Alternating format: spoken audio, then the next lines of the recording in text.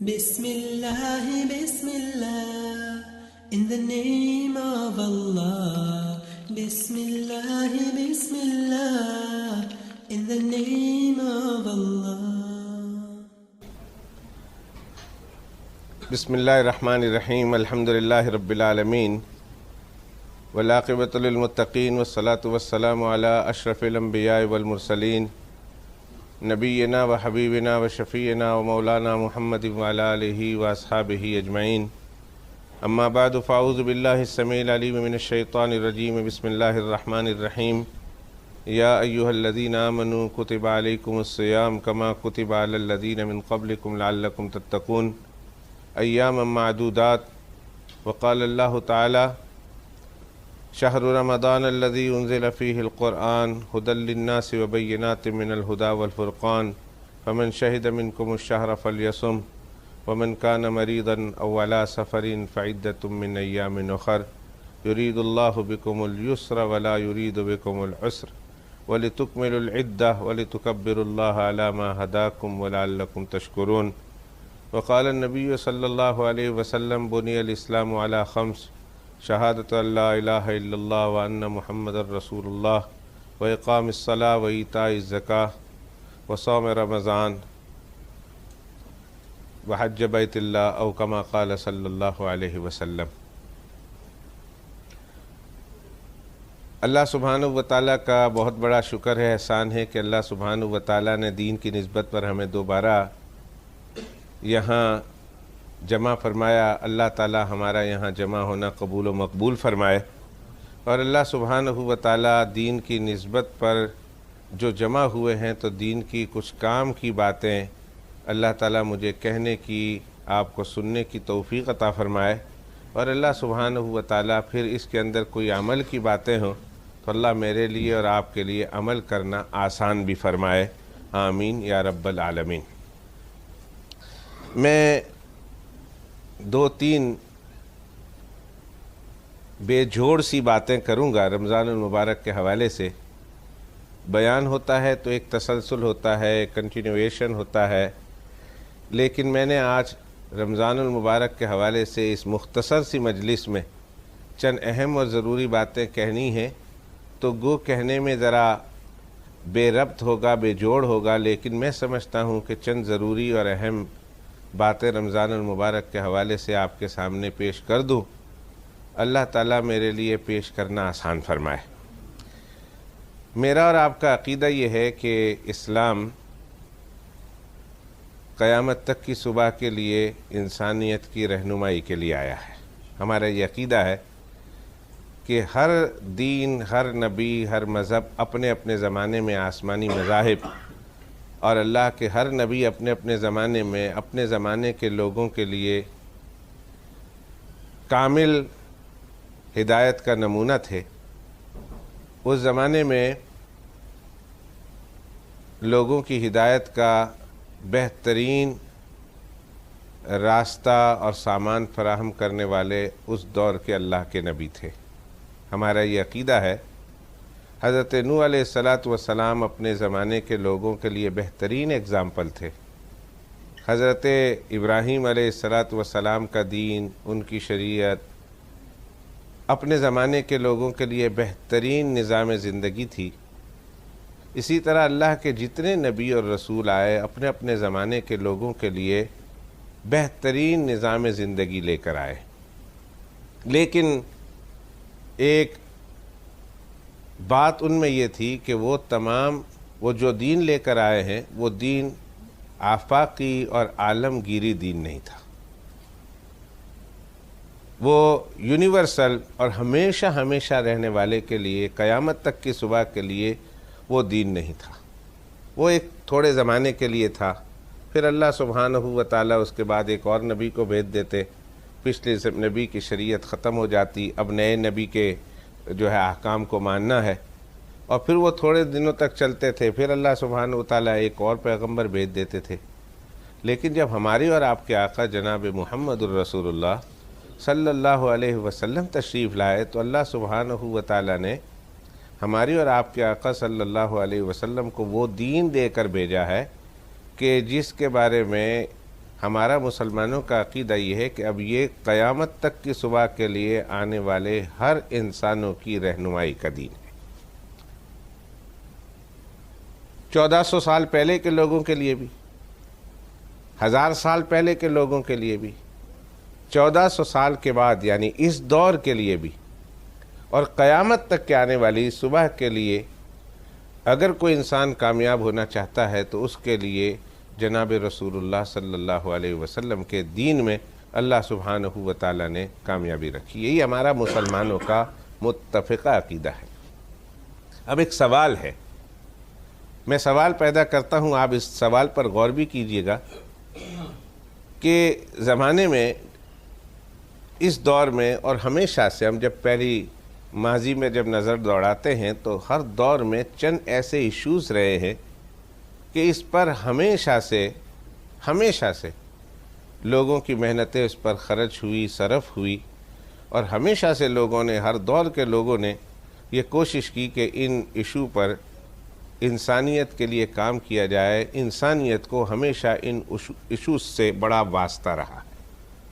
ان میں مثال کے طور پر ایک ایشوز ایکولیٹی کا تھا ہر دور میں۔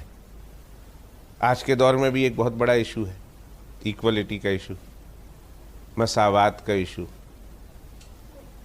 اور تاریخ پڑھے نا، تاریخ انسانیت پڑھے تو ہمیشہ سے ایک اونچ نیچ کا فرق رہا تھا، جس کی وجہ سے کئی انقلاب آئے، کئی لڑائیاں لڑی، کئی جنگیں ہوئی۔ آپ لوگ پڑھے لکھے لوگ ہیں، میں ڈیٹیل میں نہیں جاؤں گا، آپ لوگوں کے الحمدللہ ماشاءاللہ تاریخ پر آپ کی نظر ہے، تو آپ دیکھیں گے کہ دنیا میں بڑی بڑی جنگیں محض اسی بنیاد پر لڑی گئی کہ لوگوں کے درمیان مساوات نہیں تھی، اونچ نیچ تھا۔ آپ کا پڑوس فرانس، انقلاب فرانس، اگر اس کی تاریخ آپ پڑھیں، اتنا بڑا انقلاب آیا، آخر اس انقلاب کی وجہ کیا ہے؟ اگر ہسٹری سے آپ کو محبت ہے، واقفیت ہے، کوئی تھوڑی بہت جانتے ہیں تو آپ کو معلوم ہو جائے گا۔ ایک بہت بڑا ایشو رہا، ہر دور میں رہا، آج بھی ہے اور ہمیشہ رہے گا۔ ایک ایشو مثال کے طور پر ایسا رہا ہے جس کی ضرورت ہر زمانے میں تھی، اور وہ مین ایشو کے طور پر پہچانا بھی جاتا ہے، وہ ہے پاورٹی کا، امیری اور غریبی کا فرق، غربت کا، فقر کا، افلاس کا، بھوک کا۔ آج بھی ہے۔ دنیا کے کتنے ممالک ایسے ہیں کہ جو غربت کی لکیر کے نیچے اکثریت ان کی بس رہی ہے۔ پھر ان لوگوں کی وجہ سے کتنے ایسے ایشوز پیدا ہوتے ہیں کہ دنیا کو ان مسائل کو ٹیکل کرنے کے لیے اربوں کھربوں، ملینز اینڈ بلینز اینڈ کئی ہنڈریڈز آف بلینز پاؤنڈ اور ڈالرز خرچ کرنے پڑتے ہیں اس پاورٹی کے مسائل کو حل کرنے کے لیے، اور اس کے ریلیٹڈ جتنے مسائل ہیں ان مسائل کو حل کرنے کے لیے یہ بھی مجھے بیان کرنے کی ضرورت نہیں۔ کتنے ایسے مسائل ہیں پاورٹی کے حوالے سے، کہنے کو تو یہ ایک ایشو ہے، لیکن اس سے ریلیٹڈ اتنے ایشوز ہیں جو محض غربت کی بنیاد پر وجود میں آتے ہیں، اور اس کو ٹیکل کرنے کے لیے اور اس کو قابو کرنے کے لیے بڑے بڑے امیر ملکوں کو billions of pound, hundreds of billions of, بلکہ thousand of billions of pound خرچ کرنے پڑتے ہیں، پھر بھی ہم دیکھتے ہیں کہ مسائل قابو میں نہیں آ رہے۔ تو میں نے چند مسائل کی طرف ایسی توجہ دلائی آپ کو کہ جو مین ایشوز ہر دور میں رہے ہیں اور آج کے دور میں بھی ہے اور قیامت تک کی صبح کے لیے رہیں گے۔ ایک تو یہ ذہن میں بات رکھیے، اور دوسری بات یہ رکھیے کہ ہم مسلمان یہ دعویٰ کرتے ہیں کہ جناب رسول اللہ صلی اللہ علیہ وسلم جو دین لے کر آئے ہیں، جو شریعت لے کر آئے ہیں، جو نظام زندگی لے کر آئے ہیں، بلکہ یوں کہیے کہ جو نظام مصطفیٰ ہے صلی اللہ علیہ وسلم، وہ قیامت تک کے آنے والے تمام انسانیت کے مسائل کا حل اس میں موجود ہے۔ ایک مسلمان دعویٰ کرتا ہے، آپ بھی دعویٰ کرتے ہیں مسلمان ہونے کے ناطے کہ ہمارے دین میں قیامت تک کے آنے والے جتنے بڑے مسائل ہیں، ان مسائل کے ایشوز دین میں موجود ہے، اسلام میں موجود ہے، قرآن میں موجود ہے۔ ساری دنیا کو، ہم انسانیت کو اسلام کی طرف دعوت دینے کے لیے تیار ہیں۔ ساری انسانیت کے لیے ہم خواہش مند ہیں کہ وہ مسلمان ہو جائے، کیا امریکہ، کیا کینیڈا، کیا جاپان، کیا چائنا، کیا رشیا اور کیا بڑے بڑے ممالک. ہم تو ہماری دعوت پوری جہاں کے لوگوں کے لیے ہے. وہ علامہ اقبال نے کہا تھا چین و عرب ہمارا، ہندوستان ہمارا، مسلم ہے ہم، وطن ہے سارا جہاں ہمارا. اور ہماری یہ خواہش ہے، دعا ہے، اللہ کل عالم کے مسلمانوں کو، چاہے چھوٹا ہو چاہے بڑا ہو، کوئی صدر ہو، کوئی پرائم منسٹر ہو یا کوئی وزیر ہو، اللہ سب کو مسلمان بنا دے. ساری کنٹریز کو اللہ سبحانہ وتعالیٰ اسلام کے دامن رحمت میں اور اسلام کے دامن میں اور آغوش میں جگہ عطا فرما دے. ہماری دعا ہے، محنتیں کر رہے ہیں. تو سوال یہ پیدا ہوتا ہے کہ اتنے بڑے بڑے ایشوز ہیں دنیا کے، اور مسلمان یہ کہتے ہیں کہ ان ایشوز کا حل ہمارے پاس اسلام میں موجود ہے. لیکن جب ہم اسلام کی بنیاد دیکھتے ہیں، اللہ نے اسلام کی بنیاد کن ایشوز پر رکھی ہے، کن مسائل پر رکھی ہے؟ کیا اللہ سبحانہ اسلام کی بنیاد میں، بنیاد اسلام میں، فنڈامنٹل آف اسلام، بنیاد اسلام، کیا ہماری شریعت میں پاورٹی ہے؟ کیا ہماری شریعت میں مساوات ہے؟ بنیاد اسلام، مذہب اسلام کی بنیاد اللہ نے اس پر رکھی ہے کیا؟ کیا اسلام کی بنیاد اللہ نے سوشل پر رکھی ہے، اقتصادی حالات پر رکھی ہے؟ ظاہر ہے جب ہم اس کا مطالعہ کرتے ہیں تو ہم کو پتہ چلتا ہے نہیں. ابھی میں نے حدیث پاک پڑھی، جناب رسول اللہ صلی اللہ علیہ وسلم نے فرمایا اسلام کی بنیاد 5 چیزوں پر ہے، جس میں ایک کلمہ ہے، دوسری نماز ہے، تیسرا روزہ ہے، چوتھی زکوٰۃ ہے اور 5واں حج ہے.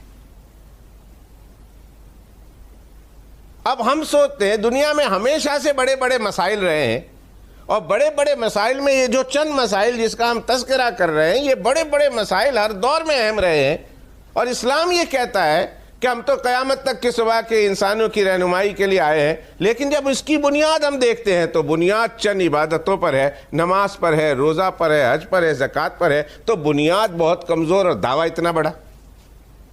تو سارے جہاں کو دعوت دی جا رہی ہے کہ تم مسلمان ہو جاؤ. تو ارے مسلمان ہونے سے پہلے تم کم از کم اپنی بنیادوں کو تو ٹھیک کرو، بنیادوں تو مضبوط کرو. اب یہ بلڈنگ ہے، اب اس بلڈنگ کی بنیادیں بہت کمزور ہو، فاؤنڈیشن بہت کمزور ہو، اور اس کی عمارت آپ بڑی کھڑی کرنا چاہیں. 2 بلڈنگ کی آپ نے فاؤنڈیشن ڈالی ہے، 2 عمارت کی، 2 منزل کی، اور اگر اس کے اوپر آپ 12 اسٹوری بلڈنگ بنانا چاہیں تو وہی حشر ہوگا جو آئے روز ہمارے ملکوں میں ہوتا ہے کہ کبھی یہ بلڈنگ گر گئی، کبھی اتنے آدمی بلڈنگ گرنے سے گر گئے، کبھی اتنے آدمی مر گئے. پوچھو کیا ہوتا ہے؟ کہ فاؤنڈیشن ڈالا ہوا تھا 2 محلے کا، 2 منزلے کا، 3 منزلے کا، اور انہوں نے اس کے اوپر 6 منزلیں کھڑی کر دی. نتیجہ یہ ہوا کہ کلاپس ہو گیا، بندے تو مر جاتے ہیں. کمزور عمارتوں، کمزور بنیادوں پر بڑی عمارتیں کھڑی کی جائے تو بلڈنگیں گر جاتی ہے. اسلام کی بنیاد دیکھنے میں بڑی کمزور ہے، اور اسلام کی عمارت قیامت تک کی صبح کے لیے ہے.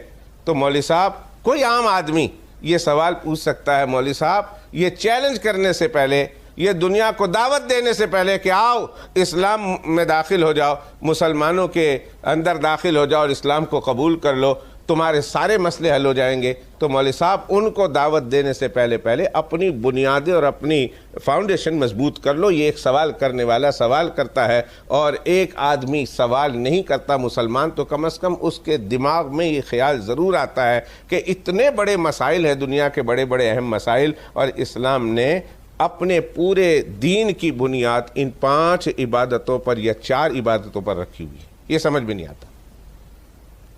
آج کی مجلس میں اس سوال کا جواب میں نے دینا ہے. یہ سوال میں نے کر لیا، میرا خیال ہے میرا سوال آپ کو سمجھ میں آ گیا ہوگا. جن کو سمجھ میں آ گیا وہ ہاتھ کھڑے کر دیں پلیز.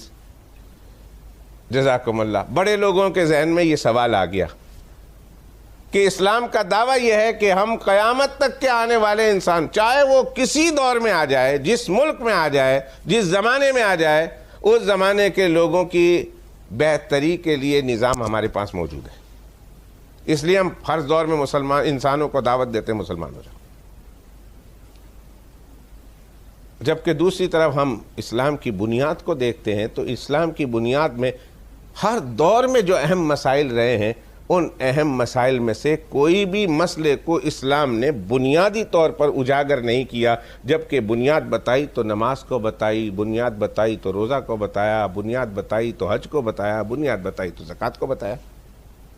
حالانکہ دوسرے بہت اہم ایشوز تھے جس پر کائنات کا نظام اچھی طرح چل سکتا تھا، لیکن اسلام نے ان کی بنیاد پر، ان مسائل پر اپنے مذہب کی بنیاد کیوں نہیں رکھی؟ یہ ایک سوال ہے۔ اللہ کرے اللہ کرے اللہ کرے میں جواب سمجھا سکوں، تو اگر یہ جواب آپ کی سمجھ میں آ جائے گا تو پھر انشاءاللہ ثم انشاءاللہ یہ جو اٹھنے والے اعتراض ہیں، یہ جو ذہن میں شکوک و شبہات پیدا ہوتے ہیں، انشاءاللہ تعالی یہ شکوک و شبہات بھی ختم ہو جائیں گے، اور جس کے ذہن میں یہ شکوک و شبہات کبھی بھی پیدا ہوئے آپ ان کے تسلی کرا سکتے ہیں اس جواب کے ذریعے سے۔ اب میں یہ ایشوز، یہ سوال آپ کے ذہن میں رکھا ہے، اب میں تھوڑی دیر کے لیے اس کو، وہ آپ لوگ عورتیں زیادہ اس مسئلے کو سمجھتی ہیں، جب کسٹر بناتے ہیں تو کسٹر بنانے کے بعد اس کو ڈال کر کہتے ہیں ذرا اس کو جمنے کے لیے چھوڑ دو۔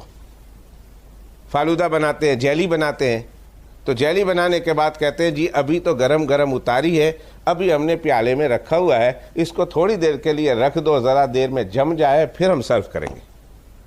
اس سوال کو جو میں نے آپ کے سامنے رکھا ہے تھوڑی دیر کے لیے میں سائڈ پہ رکھ دیتا ہوں، اس کو ہم بعد میں دیکھیں گے، یہ ایز اے ڈیزرٹ استعمال ہوگا آپ کے لیے انشاءاللہ تعالی اخیر میں۔ لیکن درمیان میں اب میں 2-3 اور ضروری بات پوچھنا چاہتا ہوں اور بتانا چاہتا ہوں، لیکن یاد رکھیے میں اگر بھول جاؤں اس سوال کو، انشاءاللہ بھولوں گا نہیں، اس سوال کا جواب بھول جاؤں تو آپ لوگوں نے مجھ سے اس جواب ضرور مانگنا، کہیں ایسا نہ ہو کہ سوال پیدا کر کے چلا گیا، جواب نہیں دیا، آپ میرے پیچھے پیچھے پھرتے رہیں گے کہ مولوی صاحب اس سوال کا جواب دے دو۔ ایسا میں نہیں کروں گا انشاءاللہ۔ اللہ نے انسانیت کو بنایا تو انسانیت کو بنانے میں اللہ نے 4 بڑی بڑی چیزیں استعمال کی، بڑے بڑے 4 ایلیمنٹ انسان کی پیدائش میں استعمال ہوئے۔ ویسے تو چھوٹے چھوٹے تو کروڑوں ہوئے، آپ ڈاکٹروں کے سامنے کیا کہنے، لیکن 4 بہت بڑے بڑے عناصر استعمال ہوئے۔ پانی، اس کی پیدائش میں بڑے بڑے عناصر میں ایک عنصر پانی کا استعمال ہوا ہے، ایک عنصر مٹی کا استعمال ہوا ہے، ایک عنصر ہوا کا استعمال ہوا ہے، ایک عنصر آگ کا استعمال ہوا ہے۔ 4 بڑے بڑے عناصر ہیں، ایلیمنٹس ہیں، اور ان 4 ایلیمنٹس سے مجموعے سے مل کر اللہ سبحانہ و تعالیٰ نے انسان کو بنایا ہے، اور چاروں چیزیں انسان میں موجود ہیں۔ مٹی بھی ہے، کون انسان انکار کر سکتا ہے، اس میں زیادہ حصہ مٹی کا ہے، اس لیے جب ہم مردے کو دفن کرتے ہیں تو جب مٹی میں ڈالتے ہیں تو ایک دعا پڑھتے ہیں، میرے اور آپ کے آقا جناب رسول اللہ صلی اللہ علیہ وسلم نے ہم کو سکھائی، اور قرآن مجید کی دعا ہے، کہا جب انسان کو مٹی میں ڈالو اور قبر میں رکھنے کے بعد جب اس کے اوپر مٹی ڈالتے ہو تو سب سے پہلے کہو منہا خلقناکم، 3 مٹھی ڈالنی ہے، 3 ہاتھ بھر کے ڈالنا ہے، اور بہت قیمتی ہے، یہ بہت قیمتی ہے یہ عمل۔ بعض لوگ کہتے ہیں ہاتھ خراب ہو جائیں گے، تو ہاتھ خراب ہونے کے ڈر سے مٹی کو ہاتھ نہیں لگاتے۔ میں نے اپنی آنکھوں سے دیکھا، بعض لوگ ہوتے ہیں اچھے خوش پوشاک لباس میں ہوتے ہیں، جب ان سے کہتے ہیں بھائی تسی بھی مٹی پا دو تو کہتے ہیں جی ہاتھ خراب ہو جاسی۔ میں نے کہا وہ دن یاد کرو جب تم نے مٹی میں ہی سو جانا ہے، اسی مٹی میں سونا ہے۔ آج تو اس مٹی اگر ہاتھ کو لگ گئی تو اس مٹی کو دھو سکتے ہو، لیکن اس وقت اگر تم اس مٹی سے جان چھڑانا چاہو گے تو مٹی تمہیں اپنے سے جان چھڑانے نہیں دے گی، بلکہ تمہیں بھی اپنے ساتھ ملا کر مٹی ہی کر دے گی۔ اس لیے بھائی اس کو ہاتھ تو دھوئے جا سکتے، یہ ایک بہت قیمتی عمل ہے، اس قیمتی عمل میں شریک ہو جائیے۔ 3 لپ ہے، لپ بھر کے آپ نے ڈالنے ہیں، ایک سرانے کی طرف ڈالنا ہے، ہیڈ کی طرف، اور ایک مڈل میں پھینکنا ہے، اور تیسرا پاؤں کی طرف پھینکنا ہے۔ پہلے سر سے شروع کیجئے۔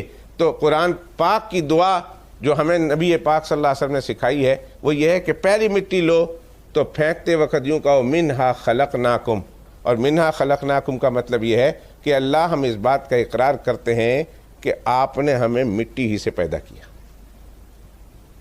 ہم مٹی سے پیدا کیے گئے۔ اللہ فرماتے ہیں تمہیں اس مٹی سے بنایا تھا میں نے۔ وَفِيهَا نُعِيدُكُمْ، اور جب دوسری مٹی ڈالتے ہیں تو یہ دعا کرنی ہے وَفِيهَا نُعِيدُكُمْ، یہ پڑھنا ہے قرآن کی آیت، اور اس کا مطلب یہ ہے کہ تمہیں پیدا بھی مٹی سے کیا تھا اور لوٹاتے بھی ہم تمہیں مٹی میں، واپس تمہیں مٹی میں ڈال دیا۔ اور جب تیسری دال ڈالیں تو یہ کہنا ہے وَمِنْهَا نُخْرِجُكُمْ تَارَةً أُخْرَىٰ، اور اللہ جب قیامت کے دن ہم کو اٹھائیں گے بھی تو آپ اسی مٹی سے اٹھائیں گے۔ ہر انسان نے قبر سے اٹھنا. تو منہا خلقناکم وفیہا نعیدکم ومنہا نخرجکم تارۃ اخری. یہ دعا ہے، اس دعا کو سیکھ لیجئے. حضرت مولانا لطف الرحمن صاحب بہت بڑے پرانے عالم تھے انگلینڈ میں، پاکستان کے ویسا کے اٹک کے علاقے کے بہت بڑے، یہاں اس ملک میں دین کو پھیلانے والے پایانیئر جسے آپ کہہ سکتے ہیں اپنی زبان میں، وہ تھے. ان کا انتقال ہو گیا. یہ ان کے صاحبزادے ہیں مولانا محمود الحسن صاحب جو میرے ساتھ بیٹھے ہوئے ہیں. تو جب ان کا انتقال ہو گیا تو میں بریڈ فورڈ گیا تھا ان کو دفن کرنے کے لیے. تو اللہ کی شان دیکھو، ایک گورا جو قبرستان کا سارا نظام کرتا تھا، وہ گورا لوگوں سے کہتا ہے، لوگوں تم نے 3 میٹی اپنے ہاتھوں سے ڈالنا ہے 3 مرتبہ اور یہ دعا پڑھنی ہے. اور اس گورے نے یہ دعا پڑھ کے سنائی تھی. کیوں مولانا میں جھوٹ بول رہا ہوں؟ اور جس اسٹائل سے گورے نے پڑھی تھی، مولانا بیان کے بعد مولانا صاحب وہ اسٹائل سن لینا جس اسٹائل سے اس گورے نے دعا پڑھی تھی. میں حیران تھا. میں نے کہا خدایا ابھی یہ مسلمان نہیں ہے، وہ تو صرف کام والا ہے. اسے شریعت مطہرہ کے مطابق سارے مسئلے کا پتا تھا، مردے کو کیسے دفن کرنا ہے، بلکہ یہ دعا بھی اسے یاد تھی. جب وہ پڑھ رہے تھے تو دوسرے مسلمان تھے ہمارے اور آپ جیسے، یہ سن کر گورے کی دعا، گورے کے منہ سے دعا سن کر ہنس رہے تھے. تو جب میں ادھر کھڑا تھا، میرے ساتھ ایک مجمع تھا، ہنس رہے تھے. تو میں نے کہا لوگوں یہ ہنسنے کا موقع نہیں، یہ رونے کا موقع ہے کہ گورے کو تو مسلمان کو کیسے دفن کرنی چاہیے اس دعا کا پتہ ہے، اور ہم لوگوں کو جس کو کرنا چاہیے ان لوگوں کو اس دعا کا پتہ ہی نہیں. یہ رونے کا موقع ہے. یہ تو قیامت کے دن اللہ سبحانہ و تعالیٰ کے یہاں حجت بنے گا کہ گورے کو دعا یاد تھی تمہیں یاد نہیں. کیا جواب دو گے اللہ سبحانہ و تعالیٰ کو؟ میرے اس کہنے پر سب کی ہنسی تو بند ہو گئی، لیکن پتہ نہیں پھر بعد میں انہوں نے یاد کی یا نہیں. یہ دعا نماز کی طرح یاد کرنے کی دعا ہے، اس لیے کہ روز مرہ ہماری زندگیوں میں کوئی بھائی، کوئی عزیز، کوئی رشتہ دار، کوئی ملنے جلنے والا دفن ہو جاتا ہے، مر جاتا ہے، اس کو دفن کرنے کے لیے جانا پڑتا ہے. لہذا ایسے موقع پر کیا دعا پڑھنی چاہیے، اس دعا کو یاد کیا کیجئے. اللہ تعالیٰ اس دعا کو یاد کرنا میرے لیے آپ کے لیے آسان فرمائے. تو خیر میں کہتا ہوں مٹی ہے انسان کی پیدائش میں، انسان کی پیدائش میں پانی استعمال ہوا ہے، انسان کی پیدائش میں آگ استعمال ہوئی ہے، انسان کی پیدائش میں ہوا استعمال ہوئی. اب غور کیجئے، یہ 4 بڑے بڑے ایلیمنٹ ہیں جو انسان کی تخلیق میں اللہ نے استعمال کیے، اور یہ 4 ایلیمنٹ کی اپنی اپنی کچھ خصوصیات ہیں.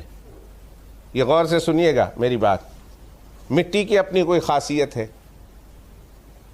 پانی کی اپنی کوئی خاصیت ہے، ہوا کی اپنی خاصیت ہے، آگ کی اپنی کوئی خاصیت ہے. مٹی کی خاصیت پہلے سن لیجئے. مٹی کی خاصیت یہ ہے کہ مٹی بڑی بخیل چیز ہے. دیکھو نا، یہ سونا کہاں ہے؟ مٹی میں. سونا کہاں نکلتا ہے؟ مٹی سے. چاندی کہاں سے نکلتی ہے؟ مٹی سے. لوہا کہاں سے نکلتا ہے؟ مٹی سے. کوئلہ کہاں سے نکلتا ہے؟ مٹی سے نکلتا ہے. اور پھر پیٹرول کہاں سے نکلتا ہے؟ زمین سے نکلتا ہے. بڑی بڑی چیزیں جس کی انسان کو ضرورت ہے، بڑی سے بڑی چیزیں اس زمین سے نکلتی ہے.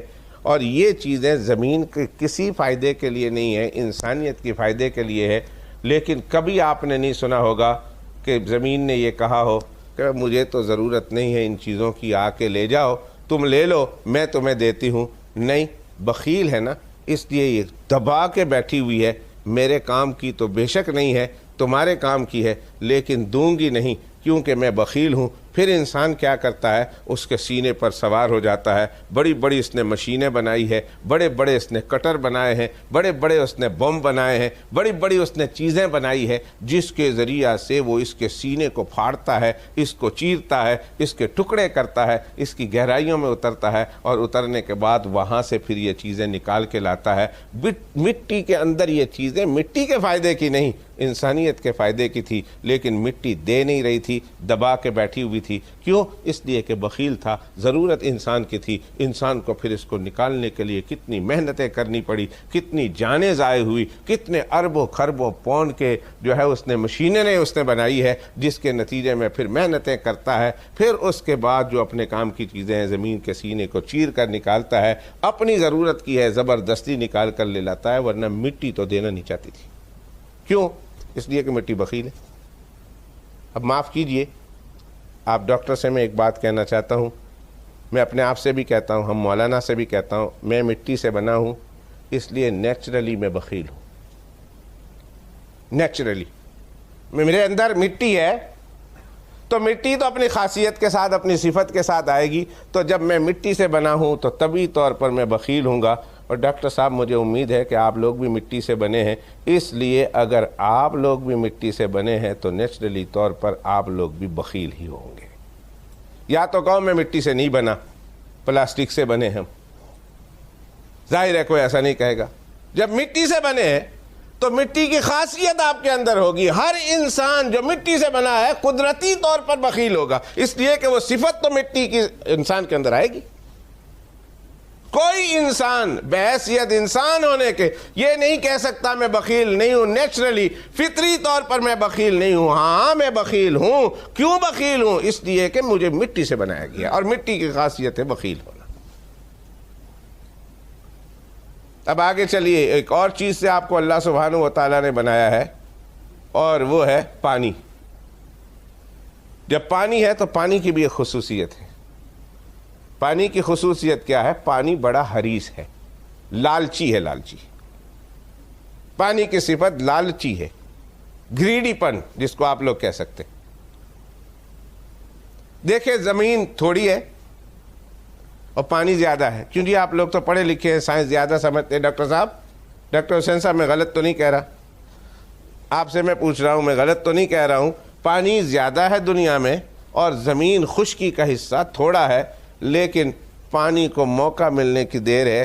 جہاں کہیں سلوپ دیکھا پانی نے اس سلوپ پر بھی قبضہ کر لیا۔ ارے اللہ کے بندو کیا کر رہے ہو؟ کتنے انسانیت ادھر بہ رہے ہیں، بس رہے ہیں، ان لوگوں کے جانیں چلی جائے گی، مال چلا جائے گا، ان کے خاندان تباہ ہو جائیں گے۔ پانی کہتا ہے میں نے یہ کچھ نہیں سننا ہے، مجھے موقع ملنے کی ضرورت ہے، جیسے ہی موقع ملے گا تمہارا حصہ بھی میں اپنے نیچے لے لوں گا۔ آج کل تو نیو یارک بھی انڈر دا تھریٹ ہے، ہمارے لندن کا بہت سارا حصہ انڈر دا تھریٹ ہے، بعض ممالک پورے اندر دا تھریٹ ہے۔ کہتے ہیں 50 سال کے بعد، 100 سال کے بعد وہ پورے کے پورے ملک دنیا سے نیست و نابود ہو جائیں گے، اس لیے کہ پانی نے اس کو قبضہ کر لینا۔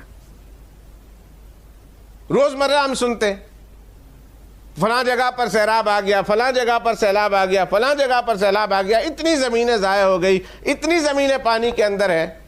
ارے کیا ہوا؟ پانی اپنی جگہ پہ کیوں نہیں بہ رہا ہے؟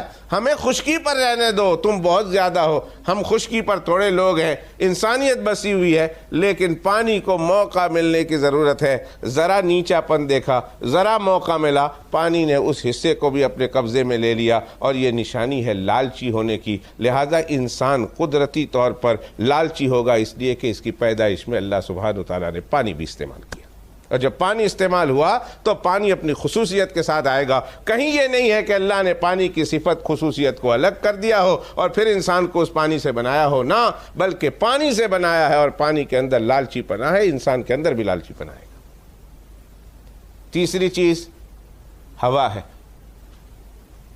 اور ہوا کی ایک خصوصیت ہے، ہوا کی ایک صفت ہے، اور وہ صفت کیا ہے؟ وہ یہ ہے کہ جہاں کوئی نہ پہنچے وہاں ہوا ضرور پہنچتی۔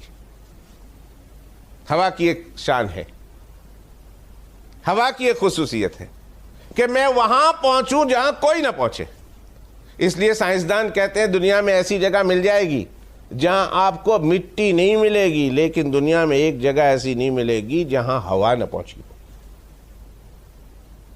آپ ایئر ٹائٹ بوتل لے آتے ہیں تو ایئر ٹائٹ بوتل سے پہلے بھی ہوا اندر گھس جاتی ہے اور وہاں جا کر قبضہ کر لیتی ہے، کہتی ہے بے شک باہر سے مزید ہوا تو نہیں آ سکتی، لیکن پہلے سے اندر میں موجود ہوں گی تمہاری۔ سائنسدان کہتے ہیں کہ دنیا میں کوئی ایسی چیز نہیں ہے کہ جہاں ہوا نہ ہو۔ ہوا کا گزر وہاں ضرور ہوتا ہے، وہاں ہوتا ہے، اور یہ خصوصیت کیا ہے؟ جہاں کوئی نہ ہو وہاں میں ہوں. اس کو کہتے ہیں اردو عربی میں انانیت.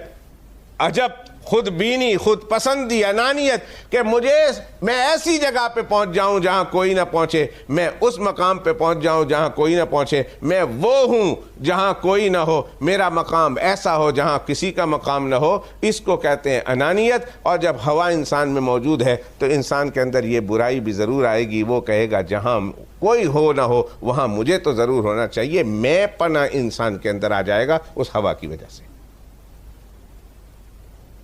اور پھر آخری چیز آگ ہے. اور آگ، اس کی خصوصیت کیا ہے؟ اسے زمین پر جلاؤ یہ اوپر کو اٹھتی ہے. زمین پر جلایا جاتا ہے لیکن اس کے شعلے آسمان کی طرف اٹھتے ہیں. اور یہ نشانی ہے تکبر کی کہ جہاں زمین پر بالکل نیچے جلائے جاتے ہیں لیکن شعلے آسمانوں کی طرف اٹھتے ہیں. انسان کے اندر بھی آگ کا استعمال ہوا. اور آگ کی خصوصیت یہ ہے کہ بڑا پن ہونا، تکبر ہونا، پراؤڈنس ہونا اور فخر اور غرور کا آنا، یہ آگ کی خصوصیت ہے. اور انسان کے اندر آگ بھی استعمال ہوئی ہے، لہذا انسان نیچرلی طور پر متکبر بھی ہوگا، مغرور بھی ہوگا. معاف کیجئے، آج میں نے آپ لوگوں کی بڑی انسلٹ کر دی. میں نے کبھی تو آپ کو کہہ دیا کہ بھائی آپ خود پسند ہو، کبھی تو آپ کو کہہ دیا آپ بڑے بخیل ہو، کبھی تو آپ کو میں نے کہہ دیا بڑے متکبر ہو، کبھی تو میں نے کہہ دیا آپ لالچی ہو. شاید اس مولوی سے پہلے کبھی کسی نے آپ کو آ کر نہیں کہا ڈاکٹر صاحب آپ لالچی ہو. کہا ہے کسی نے آپ کو؟ لیکن میں کہہ گیا. کبھی کسی نے آپ کو منہ پر نہیں کہا ہوگا متکبر ہو، میں کہہ گیا ہوں. کبھی کسی نے نہیں کہا ہوگا ڈاکٹر صاحب آپ بڑے خود پسند ہو، میں کہہ گیا ہوں. کبھی کسی نے نہیں کہا ہوگا آپ بہت بڑے مغرور ہو، متکبر ہو، بخیل ہو، لالچی ہو، کسی نے نہیں کہا. آپ کو میں کہہ گیا ہوں. اور ان ریٹرن میں انتظار کرتا ہوں یہ تمام چیزیں آپ میرے اوپر واپس لوٹا دیں اور کہیں مولوی صاحب ہم اکیلے نہیں، تسی بھی ساڈے نال ہو. اسی اکیلے نہیں. صرف ڈاکٹروں کا طبقہ ایسا نہیں ہے کہ جو مغرور ہے، صرف ڈاکٹروں کا طبقہ ایسا نہیں ہے جو متکبر ہے، صرف ڈاکٹروں کا طبقہ ایسا نہیں ہے جو بخیل اور لالچی ہے اور خود پسند ہے، بلکہ مولوی صاحب آپ ایک مولوی ایسا پیش کر دو کہ جو لالچی نہ ہو، ایک مولوی ایسا پیش کر دو جو بخیل نہ ہو، ایک مولوی ایسا پیش کر دو جو مغرور نہ ہو. ہم مولویوں کے مجمع پر نظر ڈالیں تو مولویوں میں ایک مولوی ہم آپ کے سامنے پیش نہیں کر سکتے. دنیا کا اگر انسان ہے تو یہ چار چیزیں ضرور اس میں موجود ہوں گی اور ہونی چاہیے. اور یہ چار چیزوں میں سے ایک چیز بھی ایسی نہیں ہے اچھی جس کو کہیں کہ بہت اچھی چیز ہے. بس میں آپ لوگوں پر اب ایک کام چھوڑ کے جاتا ہوں. دنیا میں جتنی بڑی بڑی لڑائیاں ہوئی نا، فرسٹ ورلڈ وار اور سیکنڈ ورلڈ وار، تو یہ ابھی لڑی گئی ہے پچھلی صدی میں. آج کی دنیا میں غور کیجئے گا گھر جا کر، ابھی جس دور سے میں اور آپ گزر رہے ہیں، میں آج کے دن کی بات کر رہا ہوں. آج کے دن بھی پوری دنیا میں کتنی لڑائیاں ہیں، ہے کہ نہیں؟ دنیا میں سکون تو نہیں نا آج؟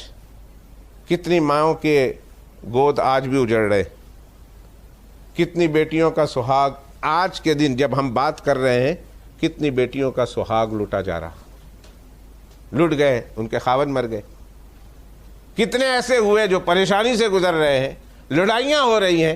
آپ ان لڑائیوں پر غور کریں، ان نقصانات پر غور کریں تو یہ جو چار میں نے عیب بتائے نا، ان چار عیبوں میں سے کسی نہ کسی عیب کی وجہ سے انسان سے لڑ رہا ہوگا. غور کرنا گھر جا کر. ابھی میری بات سن لیں، گھر جا کے سوچ لینا.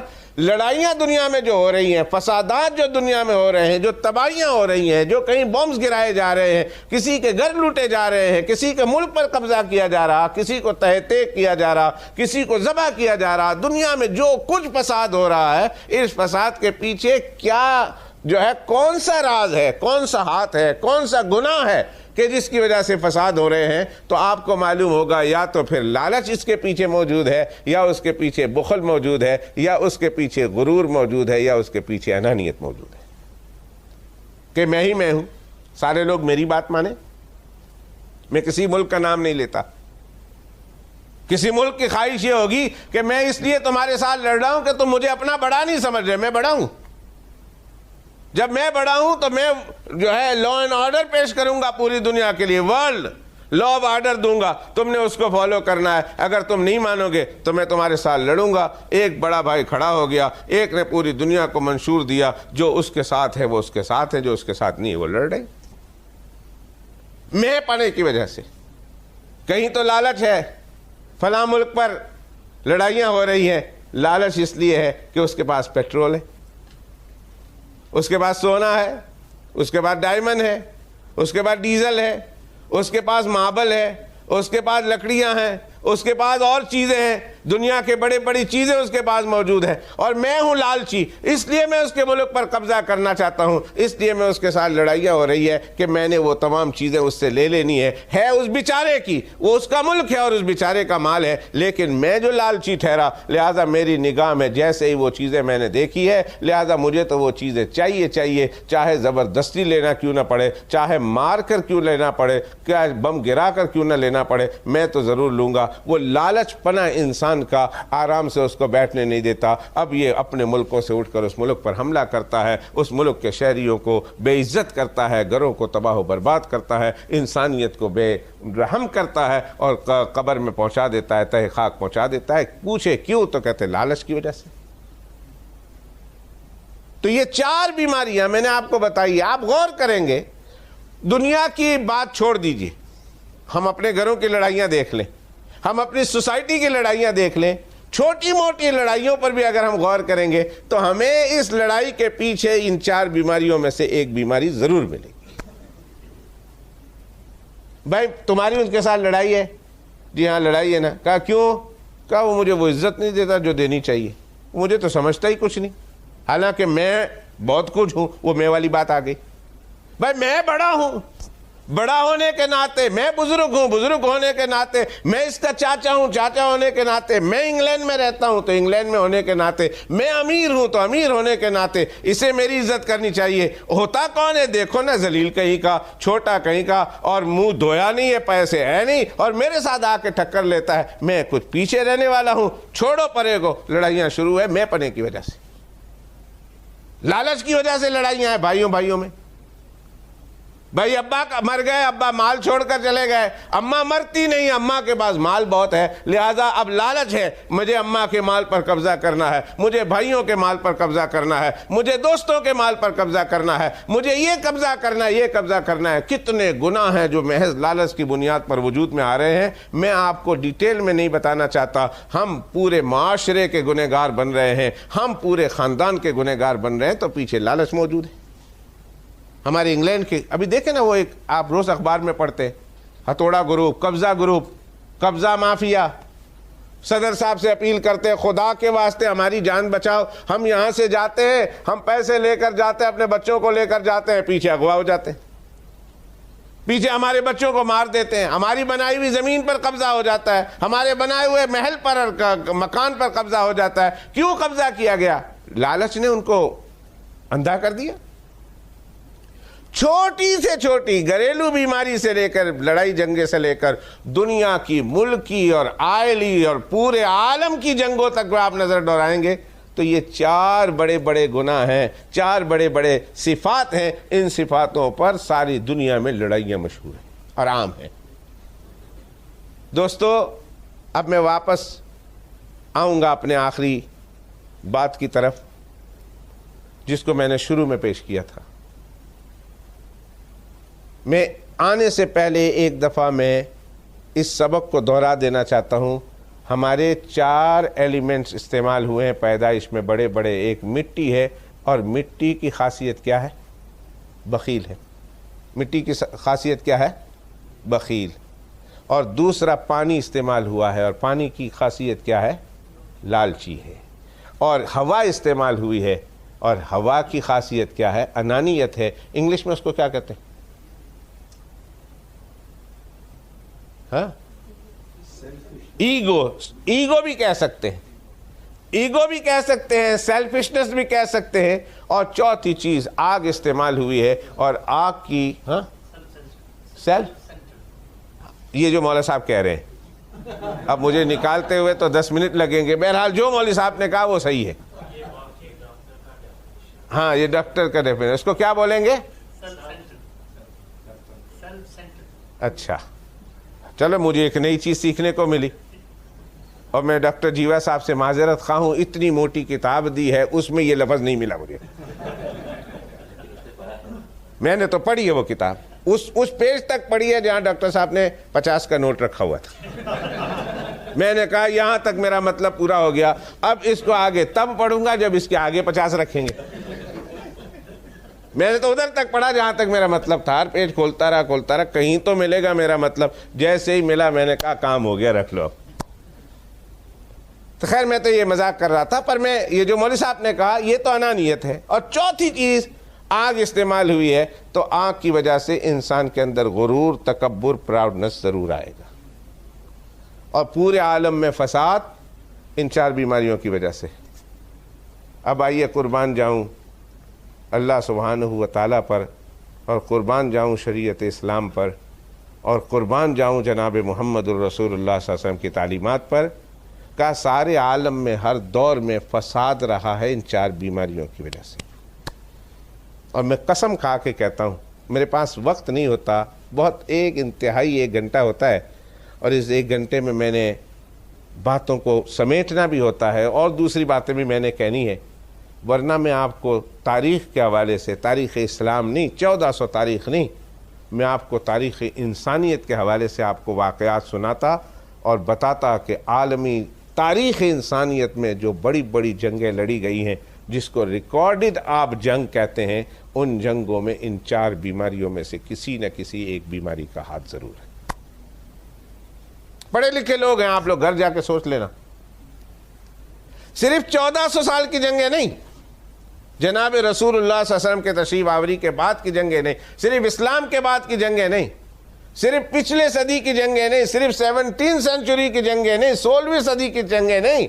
میں اس وقت کی بات کر رہا ہوں جب سے ہسٹری کا ریکارڈ رکھنا شروع ہوا. تاریخ انسانیت، شاید ان کے پاس اتنی لمبی چوڑی تاریخ نہ ہو، لیکن مسلمانوں کے پاس بابا آدم علیہ السلام کے زمانے سے تاریخ موجود ہے، قرآن مجید میں موجود ہے، جناب رسول اللہ صلی اللہ علیہ وسلم کے احادیث میں موجود ہے.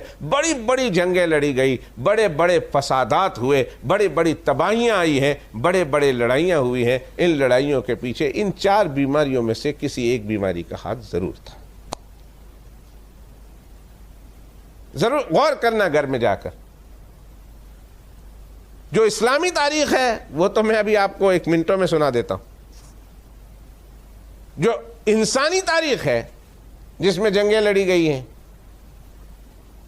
سلاطین کی، بادشاہوں کی جنگیں لڑی گئی ہیں، ان میں بھی ان 4 میں سے کوئی نہ کوئی ایک وجہ ضرور ہے. اب اسلام نے، اللہ اکبر کبیرہ، اسلام نے کہا کہ ہر دور میں، تاریخ اسلام میں نہیں، تاریخ انسان میں یہ 4 بیماریاں ایسی ہیں کہ جس کی وجہ سے یہ بیماریوں نے، یہ لڑائیوں نے، ان فسادات نے جنم لیا ہے. تو کہا کہ ان 4 بیماریوں پر قبضہ کرو تاکہ دنیا امن سکون کا گہوارہ بن جائے، دنیا جنت کا نمونہ بن جائے. یہ ہے 4 بیماریاں، اور ان 4 بیماریوں پر کائنات کی جنگیں لڑی گئی ہے، انسانیت کی جنگیں لڑی گئی ہے. وہ پتہ ہے پہلی جنگ میں بتانا چاہتا ہوں، پہلی جنگ جس میں ایک انسان بلا وجہ مارا گیا، آپ کے ذہن میں ہے وہ کون ہے؟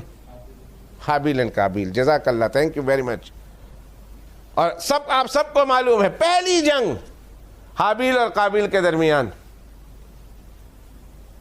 بھائی نے بھائی کو مار ڈالا، اور جناب رسول اللہ صلی اللہ علیہ وسلم نے فرمایا بلا وجہ قتل کیا گیا نا، مارنے والا بڑا بھائی قابیل حابیل کو مار رہا، قابیل نے حابیل کو مار دیا. فرمایا قیامت تک کے لیے جو انسان کسی انسان کو بلا وجہ مارے گا، اس انسان کو مارنے والے کو تو گناہ ضرور ملے گا، لیکن کہا وہی گناہ قابیل کے کھاتے میں بھی لکھ دیا جائے گا، اس لیے کہ he was the founder of this گناہ. قیامت تک کے لیے کسی انسان نے کسی انسان کو بلا وجہ مارا ہے، مارنے والے کو تو گناہ ہوگا، لیکن یہ گناہ ادھر بھی جائے گا جس نے یہ سبق سکھایا تھا کہ بلا وجہ انسانوں کو مار دو. تو اندازہ لگا لیجئے قابیل جہنم میں جائے گا صرف اپنے گناہ کی وجہ سے نہیں، بہت سارے گناہوں کا ٹوکرا، ساری انسانیت جو بلا وجہ کسی کو مارتی رہی اس کا گناہوں کا بھی ٹوکرا اپنے سر پہ لے کر جہنم میں اترے گا۔ اور آپ لوگوں کو بتانے کی ضرورت نہیں اس نے کیوں مارا۔ ان 4 بیماریوں میں سے کون سی بیماری اس کے اندر موجود تھی کہ جس کی، جزاک اللہ، تھینک یو، میرے بولنے سے پہلے آپ لوگوں نے بول دیا۔ میرا مطلب ہے آپ لوگ ایک قدم میرے سے آگے ہیں۔ اب ہم سب کو، مجھے تو بیان ختم کر کے نیچے میرے اپنے فیوریٹ جگہ جسے کہتے ہیں پلیٹ، اس پر چلے جانا چاہیے تھا، اس لیے کہ مولویوں کی فیوریٹ جگہ تو ہے ہی وہ کسی مولوی صاحب نے تقریر میں کہا تھا کہ خدایا مجھے موت دے دے، تو کہا کہاں دے؟ کہا مجھے موت کچن میں ہی دینا، مجھے موت آئے تو مجھے موت بھی کچن میں آئے، تاکہ مرنے کے بعد بھی پراٹھے اور پکوڑے کی خوشبو سے تو کم از کم میں لطف اندوز ہوتا رہوں۔ تو مولویوں کا تو ایک فیوریٹ جگہ وہی ہوتی ہے۔ مسجد میں تو بیچارے جاتے اس کے لیے ہی کہ بھئی کوئی پکڑ کے لے جائے گا مولوی صاحب چلو روٹی کھان واسطے، تو وہ بھی ایک بہانہ ہوتا ہے۔ تو آپ لوگ میرے ساتھ نہیں، بہت الحمدللہ میں سمجھتا ہوں بہت توجہ اور دھیان کے ساتھ سن رہے ہیں۔ آپ پہلی لڑائی سے لے کر آج تک کی لڑائی پر آپ غور کریں گے تو انشاءاللہ جو میں نے 4 وجہ بتائی ہے، ان 4 وجہ میں سے کوئی ایک وجہ ضرور نکلے گی۔ آپ اپنے گھر کی لڑائیوں میں بھی دیکھ لینا، اپنے گھروں میں کس کے یہاں جھگڑے نہیں ہوتے، کس کے یہاں فساد نہیں ہوتے، خاندانوں میں ہے، رشتہ داروں میں بھی ہے، کوئی نہ کوئی یہ وجہ ضرور نکلے گی۔ اب اسلام نے کہا ٹیکل کرنے کی ضرورت ہے تو ان 4 بیماریوں پر۔ تو اسلام نے بنیاد اپنے مذہب کی اور اسلام نے شریعت کی بنیاد 4 چیزوں پر رکھی نا، نماز پر، روزے پر، زکوٰۃ پر اور حج پر۔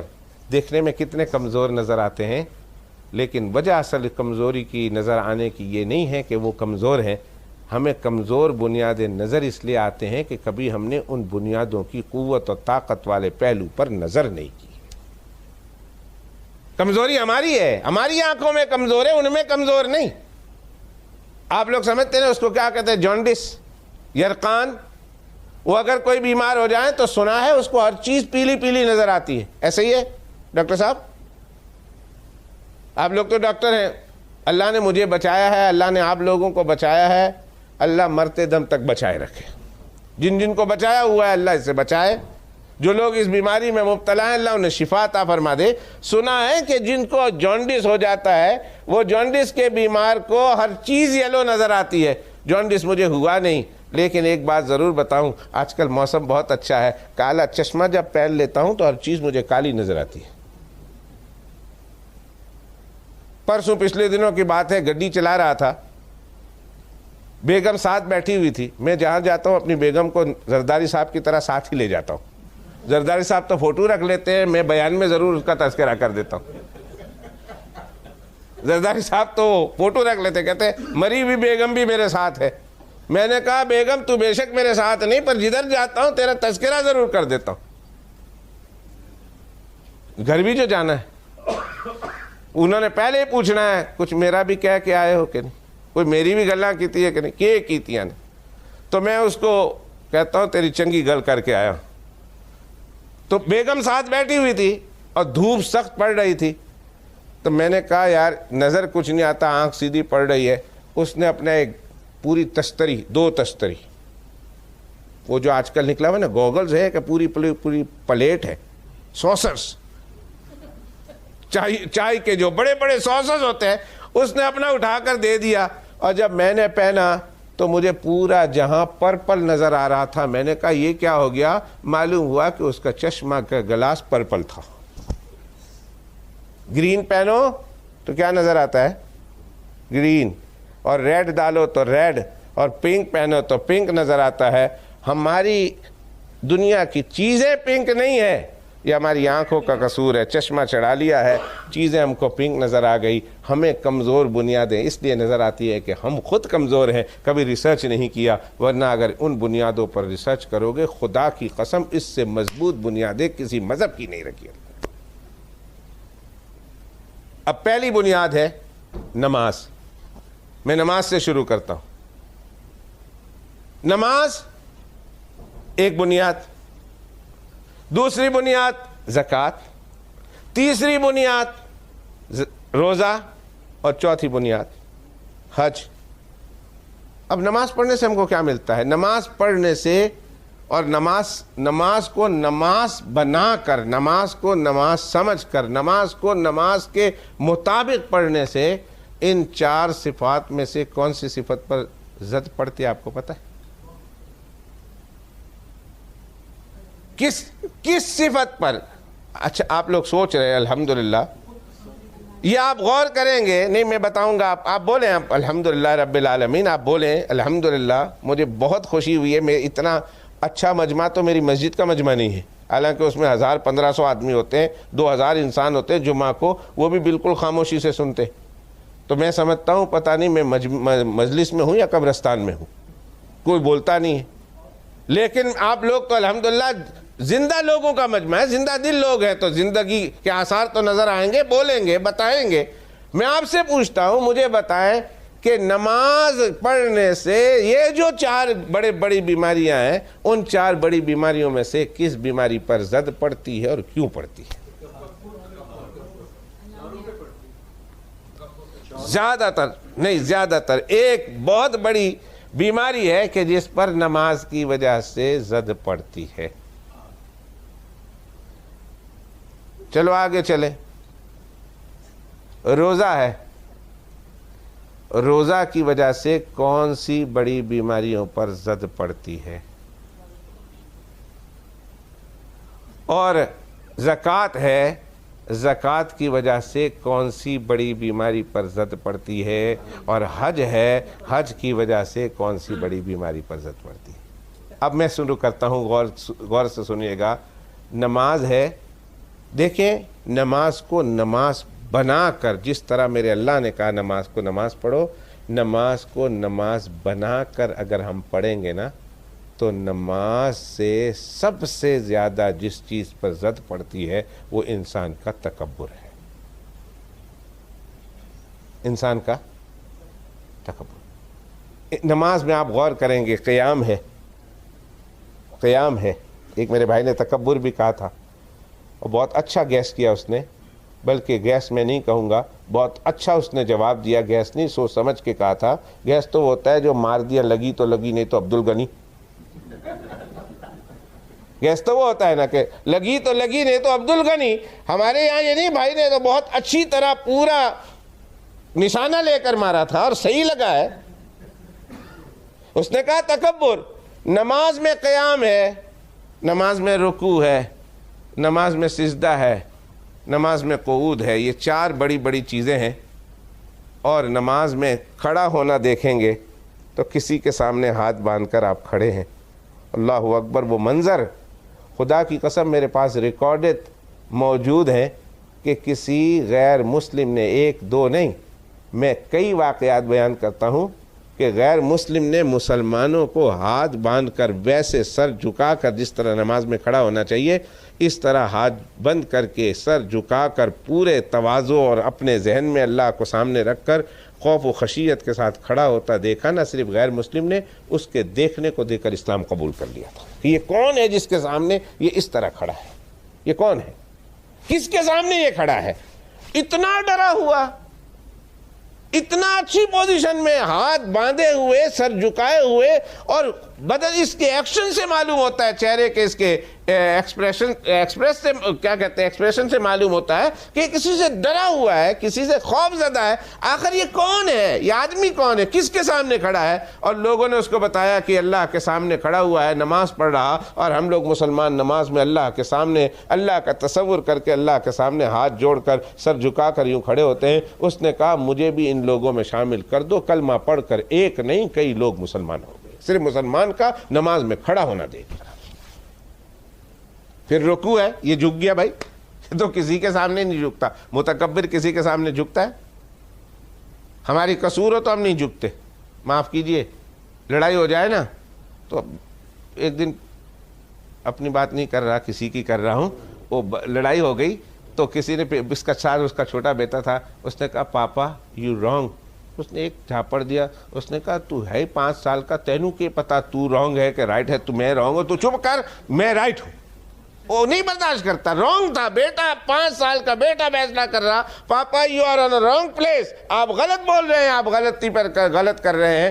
باپ اس کو مار کے چپ کراتا ہے. اس کا مطلب یہ ہے کہ ہاں میں تمہارے کہنے سے اس کے سامنے جھک جاؤں, یہ مجھے منظور نہیں ہے. لیکن انسان رکوع کرتا ہے, کسی کے سامنے جھکتا ہے, اور پھر جھکنے کی تو انتہا اس وقت کر دیتا ہے جب اپنی ناک جیسی ناک کو اللہ کے حضور زمین پہ جا کے لگا دیتا ہے. ناک کا تو کتنا جھگڑا ہے. اب جب ایک انسان اپنی ناک کو زمین پر جا کے رگڑا دیتا ہے, اور غور کیجئے گا ایک رکعت میں کھڑا ہونا کتنی دفعہ ہے؟ سورہ فاتحہ اور سورہ قل ہو اللہ کتنی دفعہ پڑھتے ہیں؟ 1 دفعہ. اور ایک رکعت میں رکوع کتنی بار ہے؟ 1 بار. رکوع کتنی بار ہے؟ 1 بار ہے. تسبیح بے شک اس میں 3 بار کم از کم پڑھتے ہیں, لیکن رکوع 1 بار کرتے ہیں. لیکن ہر رکعت میں سجدے کتنے ہیں؟ 2. ہائے ہائے ہائے. ہر رکعت میں اللہ 2 مرتبہ آپ سے ناک رگڑاتے ہیں. بندے آ جاؤ بھائی, ذرا ناک کو زمین پر رگڑو اور میرے سامنے جھکو. اور مسئلہ یہ ہے کہ پیشانی تو زمین پر رکھ دی اور ناک زمین پر نہیں رکھا, اور کوئی عذر نہیں تھا, ناک زخمی نہیں تھا, اور بلا وجہ صرف پیشانی پر سجدہ کیا, ناک کو زمین پر نہیں رکھا, آپ کی نماز نہیں ہوگی. کسی مفتی سے جا کر پوچھ لیں.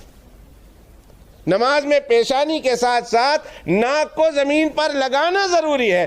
1 رکعت میں 2 مرتبہ آپ سے سجدہ کروا کر ناک کو رگڑایا جا رہا اللہ کے حضور. اور جب انسان نماز پڑھتا ہے, نماز میں کھڑا ہوتا ہے ہاتھ باندھ کر, پھر رکوع کرتا ہے, اور پھر رکوع کرتے ہوئے سجدے میں گر جاتا ہے, اور 1 بار نہیں اور 2 بار گرتا ہے, اللہ سبحانہ و تعالیٰ اب اس نماز کے ذریعہ سے اس انسان کے تکبر کا علاج کرا رہے ہیں. اسی لیے اولیاء اللہ نے لکھا ہے, مجھے ایک بزرگوں کا بات کہہ دینے دیجئے. اولیاء اللہ نے ایک جملہ کہا ہے, فرمایا اگر مسلمان نماز پڑھتا ہے اور نماز پڑھنے کے بعد سے اس کے دل سے تکبر نہیں نکلا, مفتی تو کہیں گے اس کی نماز ہو گئی, وضو کیا تھا, قبلہ کی طرف منہ پڑھ کے نماز پڑھی تھی, وقت پہ نماز پڑھی تھی, اس کی نماز ہو گئی. لیکن اولیاء اللہ کہتے ہیں اس کی نماز نہیں ہوئی ہے, اس لیے کہ نماز آئی تکبر ختم کرنے کے لیے ہے, اور اس کی تکبر ختم نہیں ہوئی تو یہ نماز نہیں کہلائی. اللہ کے اولیاء اللہ انکار کر دیتے کہ بناؤ اس نماز کو, اس لیے کہ نماز پڑھ رہے ہو اور نماز پڑھنے کے بعد بھی تمہارے اندر سے تکبر نہیں گیا. اللہ تکبر کو ختم کرنے کے لیے تم سے نماز پڑھوا رہے ہیں. اللہ کہہ رہے ہیں نماز میں ہر وہ عمل دیے جس سے انسان کے تکبر پہ رد پڑتی ہے اور زد پڑتی ہے. لیکن یہ انسان نماز بھی پڑھ رہا اور متکبر بھی ہے, یہ انسان نماز بھی پڑھ رہا اور مغرور بھی ہے. علماء کہہ دیں گے کہ چلو فرض تھا, فرض ساقط ہو گیا, لیکن اللہ والے کہیں گے میاں یہ نماز قیامت کے دن تمہیں بخشائے گی نہیں, اس لیے کہ معلوم یہ ہوتا ہے کہ تم وہ نماز نہیں پڑھ رہے ہو جو اللہ تعالیٰ پڑھوانا چاہتے ہیں تم سے. محنت کرو اس نماز میں. تو نماز آئی, دیکھنے میں کتنی کمزور تھی.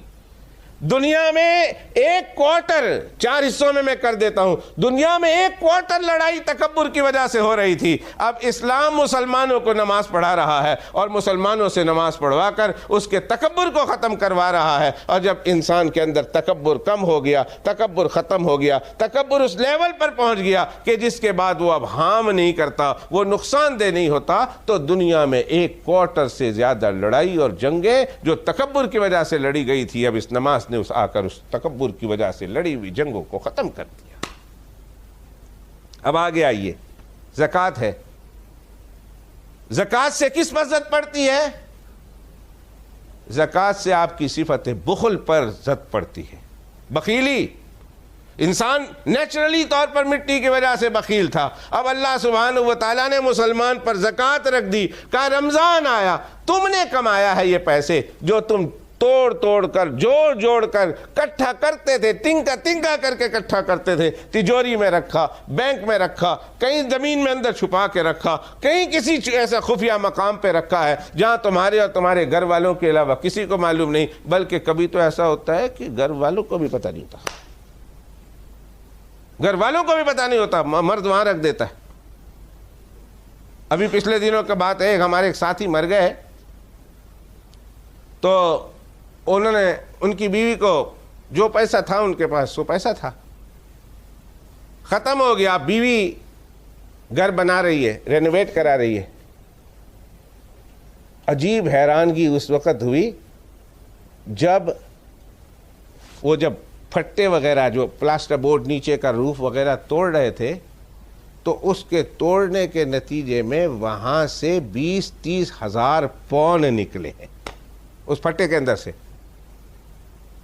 میاں صاحب کیا کر رہے تھے؟ جو کچھ ملتا تھا پھٹے کے نیچے بیوی کے پوچھے بغیر اندر سلے۔ آپ لوگوں جو ہماری بہنیں بیٹھی ہوئی ہیں، میں ان سے کہوں گا گھر جا کے پلاسٹر بورڈ توڑنا نہیں۔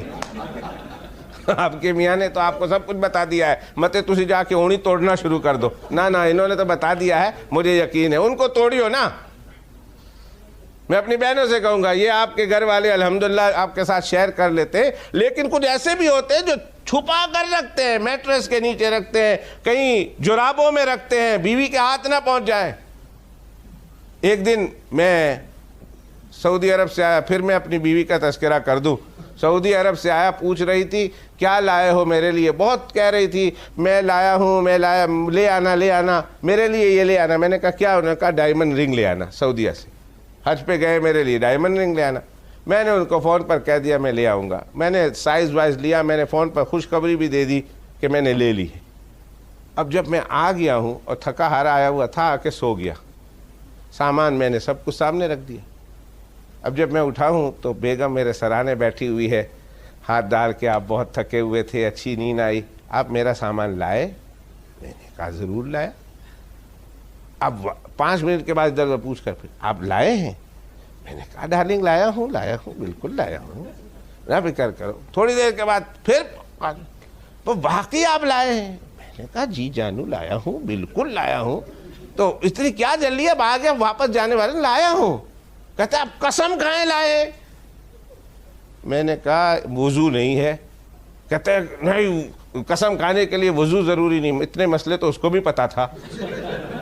انہوں نے کہا وضو جو ہے قسم کھانے کے لیے وضو ضروری نہیں ہے، قسم کھائیں۔ آپ کون سے میں آپ سے قرآن پڑھوا رہی ہوں، قسم ہی تو کھلوا رہی ہوں، وضو ضروری نہیں ہے۔ میں نے کہا قسم سے لایا ہوں۔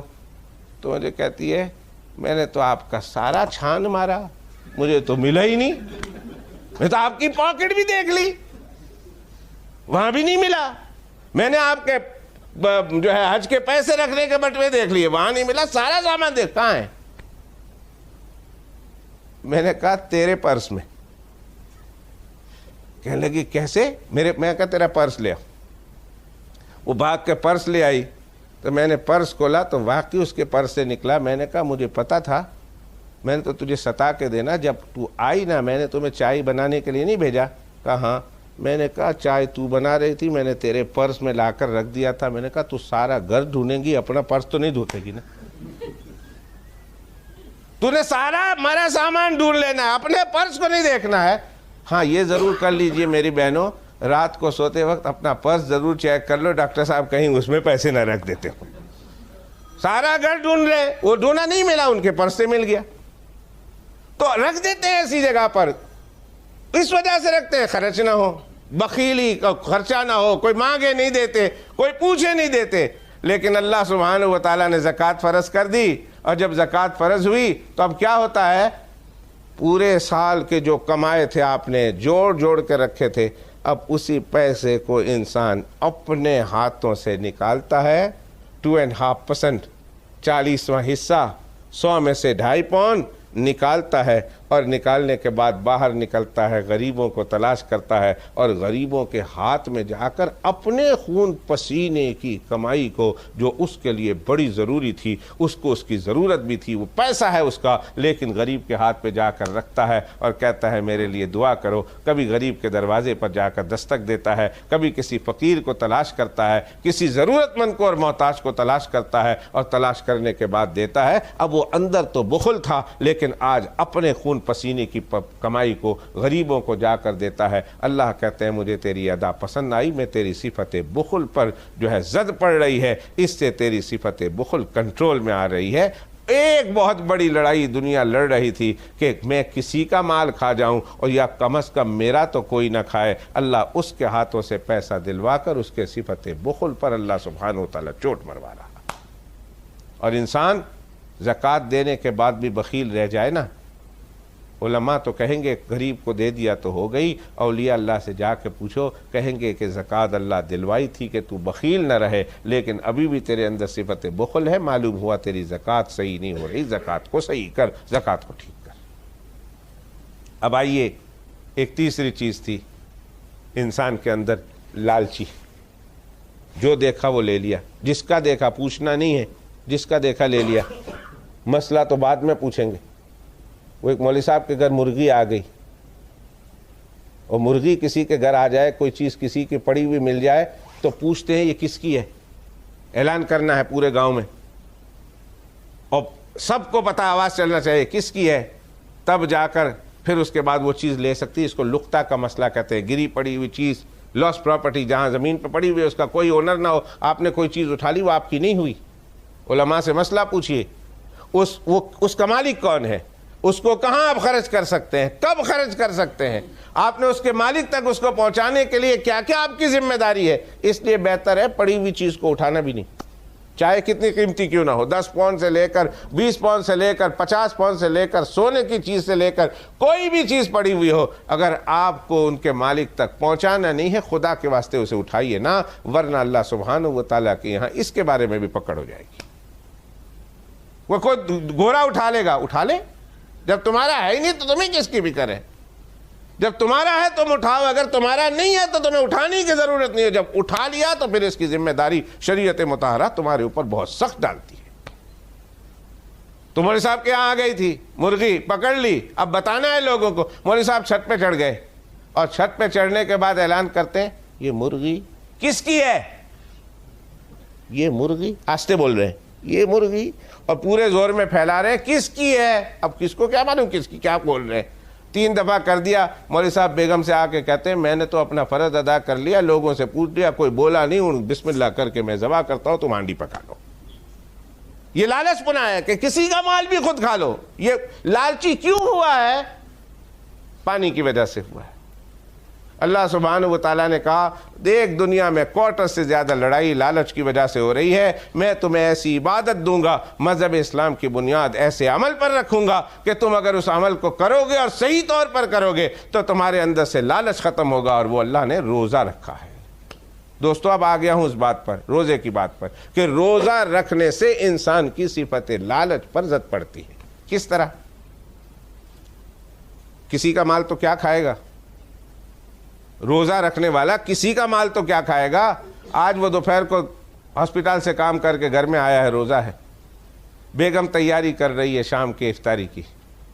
اس نے ٹیبل پہ رکھا ہوا ہے کسٹر، اس نے ٹیبل پہ رکھا ہوا ہے کباب، اس نے ٹیبل پہ رکھا ہوا ہے مرغ مسلم، پورا مرغا، اس نے چاول رکھے ہوئے ہیں، اس نے پکوڑے رکھے ہوئے ہیں، اس نے سموسے رکھے ہوئے ہیں، جو ڈاکٹر صاحب کو پسند ہے. بیگم اپنے شوہر کی پسند کے مطابق چیزیں پکا رہی ہے. اب یہ آ گیا گھر میں، 2 بجے ہیں، صبح سے گیا ہوا تھا، روزہ بند کیا تھا 2-3 بجے، سارا دن کام کیا، 3-4 بجے گھر میں آ رہا ہے. پیٹ میں ہے کہ چوہوں نے طوفان مچا رکھا ہوا ہے، اور چوہے ہیں کہ اچھل کود رہے ہیں، پیٹ میں ہے کہ بھوک بھنگڑا ڈالی ہوئی ہے، کھانا ہے کھانا ہے کھانا ہے. اب یہ جب پہنچے، بچے بھی گھر میں کوئی نہیں ہے سوائے بیگم کے. اب کھانا بھی تیار ہو رہا، گرم گرم خوشبوئیں بھی اٹھ رہی ہے، اور گھر میں سارے گھروں کو مہکا رہی ہے، اور کوئی دیکھنے والا بھی نہیں ہے. گھر کے دروازے بند، ونڈو بند اور کرٹن بند، ماں سوائے بیوی کے جو اس کی رازدار ہے، اس کے علاوہ کوئی بھی نہیں ہے گھر میں. کیا اس وقت میں آپ سے پوچھتا ہوں، آپ روزہ رکھے ہوئے ہیں،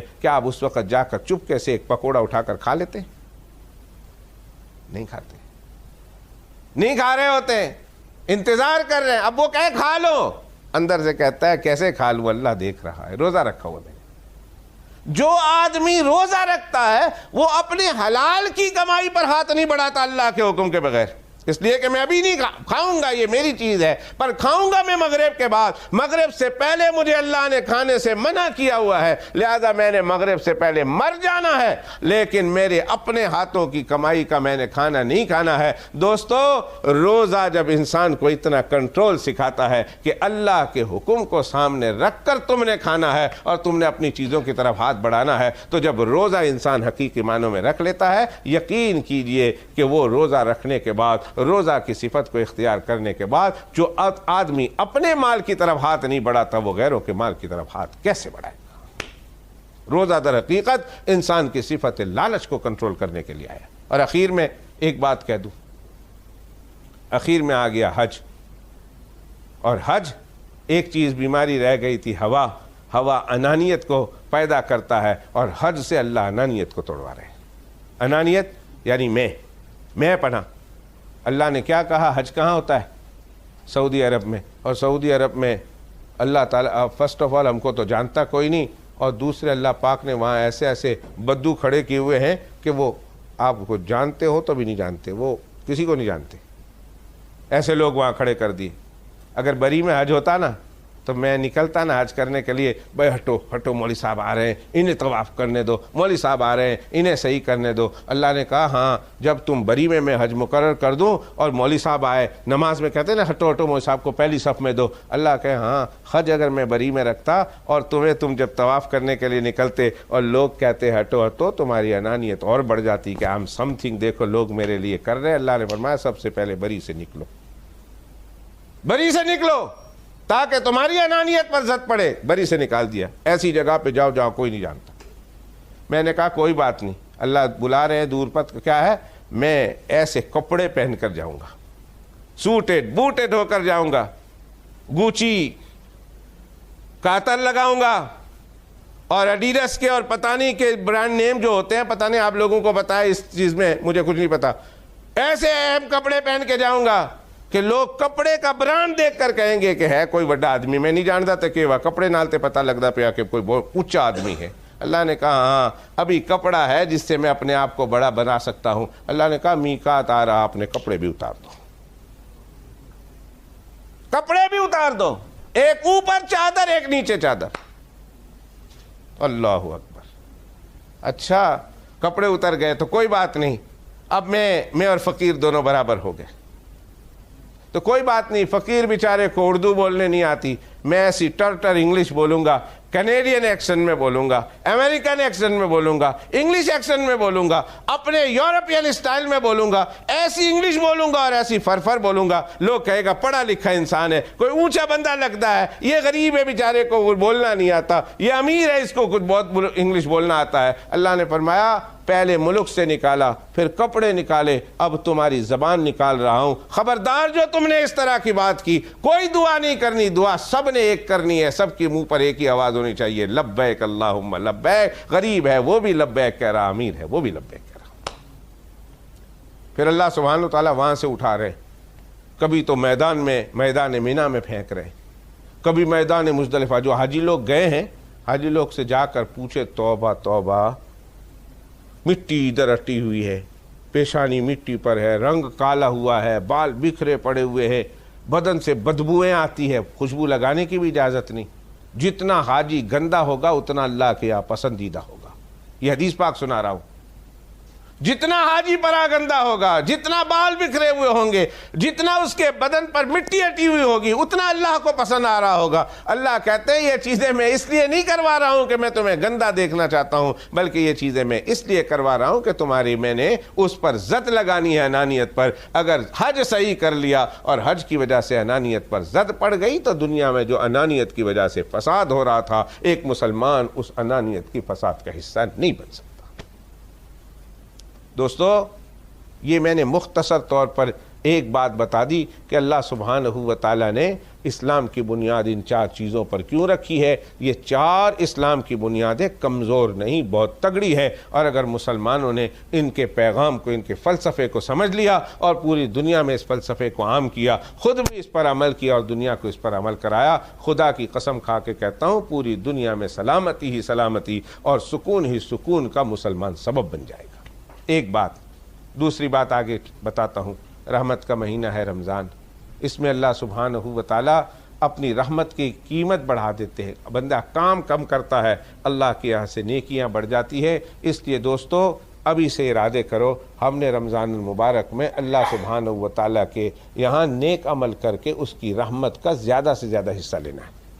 یہ نیت کرو، رحمت کا مہینہ آ رہا اور اس مہینے میں اللہ نیکیوں کا بھاؤ بڑھا دیتے ہیں۔ سنیے، نفل پڑھتے ہیں نا، آج ہم نفل پڑھیں گے 1 نفل کا ثواب، فرض پڑھیں گے 1 فرض کا ثواب، اور نفل ساری زندگی پڑھتے رہنا۔ ایک پوری زندگی، میری 40-50 سال کی زندگی ہے، 50 سال کی نفل ایک طرف رکھ دوں نا، میں فرض کے برابر یہ نفلیں نہیں پہنچ سکتی۔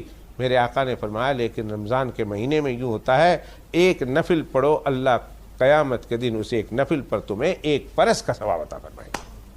اور ایک فرض پڑھو, اللہ سبحانہ و تعالیٰ کل قیامت کے دن ایک فرض کے نتیجے میں 70 فرضوں کا ثواب اللہ عطا فرمائیں گے. تراویح کے ایک نماز پڑھنی ہے, 20 رکعت ہے, تراویح کا ایک سجدہ پتہ ہے کتنا آپ کو نیکی دلاتا ہے؟ اگر میں کہوں نا, اعلان کر دوں, بری میں آؤ, عشاء کی نماز, تراویح کی نماز بری مسجد میں پڑھنا, آپ جب جا رہے ہوں گے تو سب کو ایک ایک لفافہ ملے گا, اور ایک ایک لفافہ میں پر سجدہ 150 پاؤنڈ ملیں گے. 150 پاؤنڈ پر سجدہ. تو 20 سجدے ہوتے ہیں, تراویح میں 20 رکعتیں اور اس میں 40 سجدے, اور 40 ٹائمز آپ یہ کر لیں 150 تو آپ حساب زیادہ سمجھتے ہیں, اتنا مولوی اب اس سے آگے نہیں حساب کر سکتا. بس مولوی تو 5-10 پنجابی رچ جانتا ہے, بس بہت ہے. تو وہ آپ لوگ زیادہ حساب کریں کہ ایک اعلان کر دوں تو گھر میں کیا وجہ پتہ ہے, بابا ہے نا, بابا بیٹھا ہے, بابا تو اتنے بیٹھا کیوں کر دیں, چل 9:30 مسجد وچ چل تینوں نماز پڑھا کے لے آئیے. دادی بیٹھی ہوئی نا, کھو کر دی ہے, پر پتہ ہے 150 پاؤنڈ ملتا ہے پر سجدہ پر, تو دادی نو بھی تیار کر لے گا, پتر نو بھی تیار کر لے گا, تینوں بھی تیار کر لے گا. پیسے مل رہے ہیں 150 پاؤنڈ ایک سجدہ پر, اور 40 سجدے کرنے ہیں. پیسے کی قدر ہے, اس لیے دادا دادی نانا نانی, ایک مریض کو بھی ہم تیار کر لیں گے. چل 2 گھنٹے واسطے جمعہ کے لیے مسجد میں چل, بری میں چل, نماز پر ایک رکعت پر اتنے پیسے ملیں گے. اللہ اکبر کبیرہ. سنیے, جناب رسول اللہ صلی اللہ علیہ وسلم نے فرمایا, اللہ تعالیٰ رمضان المبارک میں ہر تراویح کے ایک سجدے پر, اللہ تعالیٰ ایک سجدے پر ہر نماز تراویح پڑھنے والے کے نامہ اعمال میں 1,500 نیکیاں لکھ دیتے ہیں. 1,500 نیکیاں. اور 1,500 نیکیاں آپ کو پتہ ہے, 40 سے اس کو ملٹیپلائی کریں تو ہر سجدے پر 1,500 نیکیاں مل رہی ہو, تو 40 سے آپ ملٹیپلائی کریں کتنے ہزار نیکیاں اللہ سبحانہ و تعالیٰ ایک تراویح کی نماز پڑھنے پر دیتے. اور بات ختم ہو گئی تو ٹھیک تھا, بات ختم ہو گئی, لیکن نہ, میں حدیث پاک سنا رہا ہوں. علامہ منذری نے ترغیب و ترہیب میں حدیث لکھی, فرمایا ہر سجدے پر اللہ 1,500 نیکی سے بڑھ کر بھی کچھ دیتا ہے. کیا دیتا ہے بتا دوں کہ اگلی دفعہ کے لیے چھوڑ دوں؟ میں آپ سے پوچھ رہا ہوں, بتا دوں؟ اس میں میرے ساتھ کچھ شیئر کریں گے اوپر؟ چلو ایک آدھ دعوت میں بلا لینا, اپنے گھر میں بلا لیں گے, کہو انشاءاللہ. اللہ آپ کو وہاں نصیب کرے گا تو مجھے دعوت میں بلا لیں گے. اگر یاد آ جاؤں میں کہیں بلین ایئرز کے بعد تو بلا لینا کہ بری کے مولوی صاحب کو ایک دعوت دینی ہے اپنے جنت میں. فرمایا ایک تو تراویح کے ہر سجدے پر اللہ تعالیٰ 1,500 نیکیاں دیتا ہے. اور اگلی بات سنیں اور درود شریف پڑھ لینا اس کے بعد. میرے آقا نے فرمایا اللہ تعالیٰ تراویح کے ہر سجدے پر مؤمن کو جنت میں ایک مکان دیتا ہے. وہ مکان اتنا بڑا ہوگا, اس کا اندازہ لگا لو, اس مکان کے اندر 60,000 دروازے ہیں, اور ایک دروازہ سونے کا تو دوسرا چاندی کا. ایک تراویح کے ایک سجدے پر, ایک سجدے پر اگر آپ کو یہ پتا چل جائے کہ آپ جس علاقے میں رہتے ہیں اس پوش ایریا میں ایک مکان مل رہا ہے 1 لاکھ کا, وہ اس کی قیمت 1 ملین کا ہے, صبح آپ اس کے دروازے پر کھڑے ہوں گے, اسٹیج کے دروازے پر, یہ ملین کا مکان لاکھ میں لیتا ہوں, رات سے آدھی رات سے چلے جائیں گے اس کے دروازے پر, صبح کھلتے ہی پہلے میں آدمی ہوں گا. لیکن قربان جاؤں, میرے آقا نے فرمایا ہر روز ہر رکعت کے ہر سجدے پر اللہ ایک ایسا مکان دیتے ہیں جس کے 60,000 سونے چاندی کے دروازے. تو ایک دن میں آپ کتنے 40 ایسے 60,000 دروازوں والے مکان کے مالک آپ بنتے ہیں اگر رمضان میں تراویح جا کے پڑھیے. اللہ اکبر کبیرہ. اور عورتیں اگر نہیں جا سکتی تراویح پڑھنے کے لیے, گھر میں پڑھ لیں. مردوں کے لیے بھی مسئلہ ہے, اگر آپ نہیں جا سکتے, صبح کام پہ جانا ہے, تراویح مسجد میں دیر سے ہوتی ہے اور آپ صبح نہیں اٹھ سکتے, پر گھر میں کم از کم چھوٹی چھوٹی صورتوں کے ساتھ 20 رکعت پڑھیے, اس لیے کہ اللہ سبحانہ و تعالیٰ تراویح کی ہر رکعت پر 1,500 نیکیاں دیتا ہے, اور ایک 60,000 دروازوں والا اللہ آپ کو محل عطا فرماتا ہے. اور میں ایک اور حدیث سنا دوں. رمضان المبارک کے ایک روزے کے پیچھے اللہ تعالیٰ جنتی کو ہر روزے کے بدلے جنت کا ایک اتنا بڑا محل دیتے ہیں, اتنا بڑا اتنا بڑا محل ہر روزے کے پیچھے، کتنا بڑا محل؟ کہا اس پوری دنیا، یہ جتنے مکان ہیں سب ہٹا دو، جتنے پہاڑ ہیں سب ہٹا دو، اور پوری دنیا ایک چٹیل میدان بنا دو، اور اس کے بیچ میں ایک بکری کھڑی کر دو۔ کوئی حیثیت ہے اس بکری کی؟ کوئی حیثیت ہے؟ پوری دنیا کے مقابلے میں ایک بکری کہیں بیچ میں رکھ دو، نظر آئے گی پوری دنیا؟ اور مایا یہ پوری دنیا اٹھا کر اس جنت کے اس محل میں رکھ دو گے جو ایک روزے کے بدلے ملتا ہے، تو ایسا لگے گا جیسے بیچوں بیچ ایک بکری کھڑی ہے۔ بس پوری دنیا ایک بکری جتنی، اور اللہ کا وہ محل جو ایک روزہ آپ نے اس کی رضا کے لیے رکھا تھا، اللہ اتنا بڑا محل عطا فرماتے ہیں ہر روزے کے بدلے۔ اتنا قیمتی مبارک مہینہ آ رہا رمضان المبارک کا دوستو، یہاں اللہ کے یہاں سے نیکی کا ثواب بڑھ جاتا ہے، اجر عمل کا، نیک عمل کا ثواب بڑھ جاتا ہے۔ اس لیے پتہ نہیں زندگی اگلے سال ہے کہ نہیں، اسی سال کو غنیمت سمجھتے ہوئے، اسی گزرتے ہوئے لمحے کو غنیمت سمجھتے ہوئے زیادہ سے زیادہ جتنی عبادت کر سکتے ہیں ان عبادت میں آپ اپنے وقت کو گزاریے۔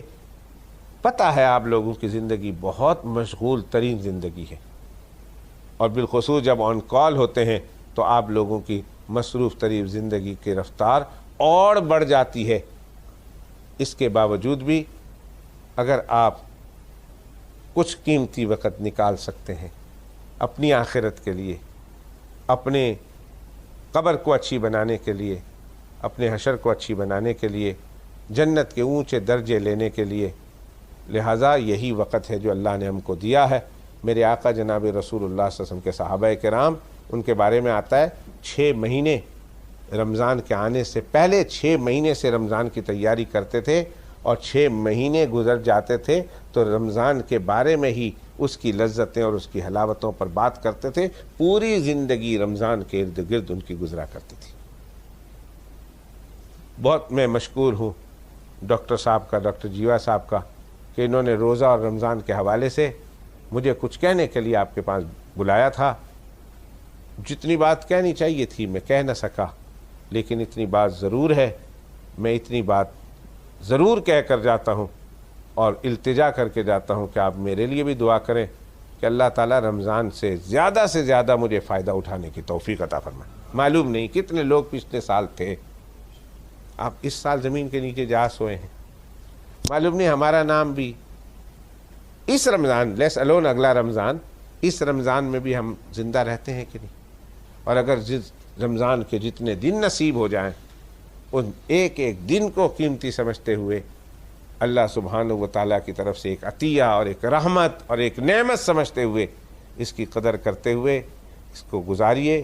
قرآن مجید کی تلاوت میں، تسبیحات میں، نوافل میں، درود پاک میں، استغفار کرتے ہوئے، صدقہ اور خیرات کرتے ہوئے، غرض ہے کہ ہر وہ عمل کرتے ہوئے جس سے اللہ سبحانہ و تعالیٰ راضی ہوتے ہیں، اللہ کو راضی کرنے کی نیت سے آپ نے گزارنا ہے۔ ایک بات بتا دوں، شیطان اس کو اس وقت بہت تکلیف ہوتی ہے، بڑا ہی جو ہے وہ اچھلتا ہے، کودتا ہے۔ اس کو پتہ ہے کہ رمضان میں بڑے بڑے شیاطین بند کر دیے جاتے ہیں، تو رمضان سے پہلے انسان پر اتنی محنت کرتا ہے کہ وہ رمضان میں تو وہ خود بند ہو جاتا ہے، لیکن اس کے اثرات انسان کے اندر باقی چھوڑ کے جاتا ہے۔ وہ 11 مہینے محنت کرتا ہے۔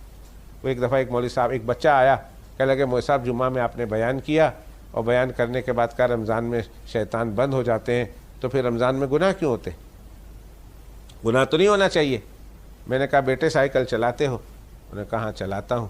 میں نے کہا جب تم سائیکل چلاتے ہو، پیڈل مارتے ہو اور جب ڈاؤن دا ہل آتا ہے تو تم پیدل چھوڑ دیتے ہو اور پھر سائیکل خود بخود چلتی ہے، پیدل تو نہیں ہوتی، تو وہ اس وقت کون چلاتا ہے؟ اس نے کہا جو میں نے پیڈل مارے تھے نا پہلے، یہ اس کی طاقت ہے جو بعد میں چلاتی ہے۔ میں نے کہا ہاں 11 مہینے شیطان نے تمہارے اندر اپنے اتنے اثرات ڈال دیے، 12ویں مہینے میں وہ بند تو ہو جاتا ہے لیکن اس کے اثرات انسان کے اندر ضرور موجود ہوتے ہیں۔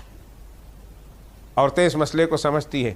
آخری 2 روٹیاں جو ہے نا، وہ عورت توے پر تو پکاتی ہے مگر چولہا آن نہیں ہوتا، وہ توا اتنا گرم ہو جاتا ہے۔ میں نے بھی پکائی نے، جدوں شادی نہیں نہ ہوئی سی تو میں نے بڑی روٹیاں پکائی تو ہاتھ بھی بڑی واری ساڑے نے میں، وہ جس ویلے میں روٹی سڑتا تھی توا لگ جاتا تھا، اور کئی مارکس ادھر لگے ہوئے ہیں آج بھی، اور بیگم کو دکھاتا ہوں اور تڑی نہ دکھا ورنہ یہ دیکھ میں روٹی بنا سکتا ہوں۔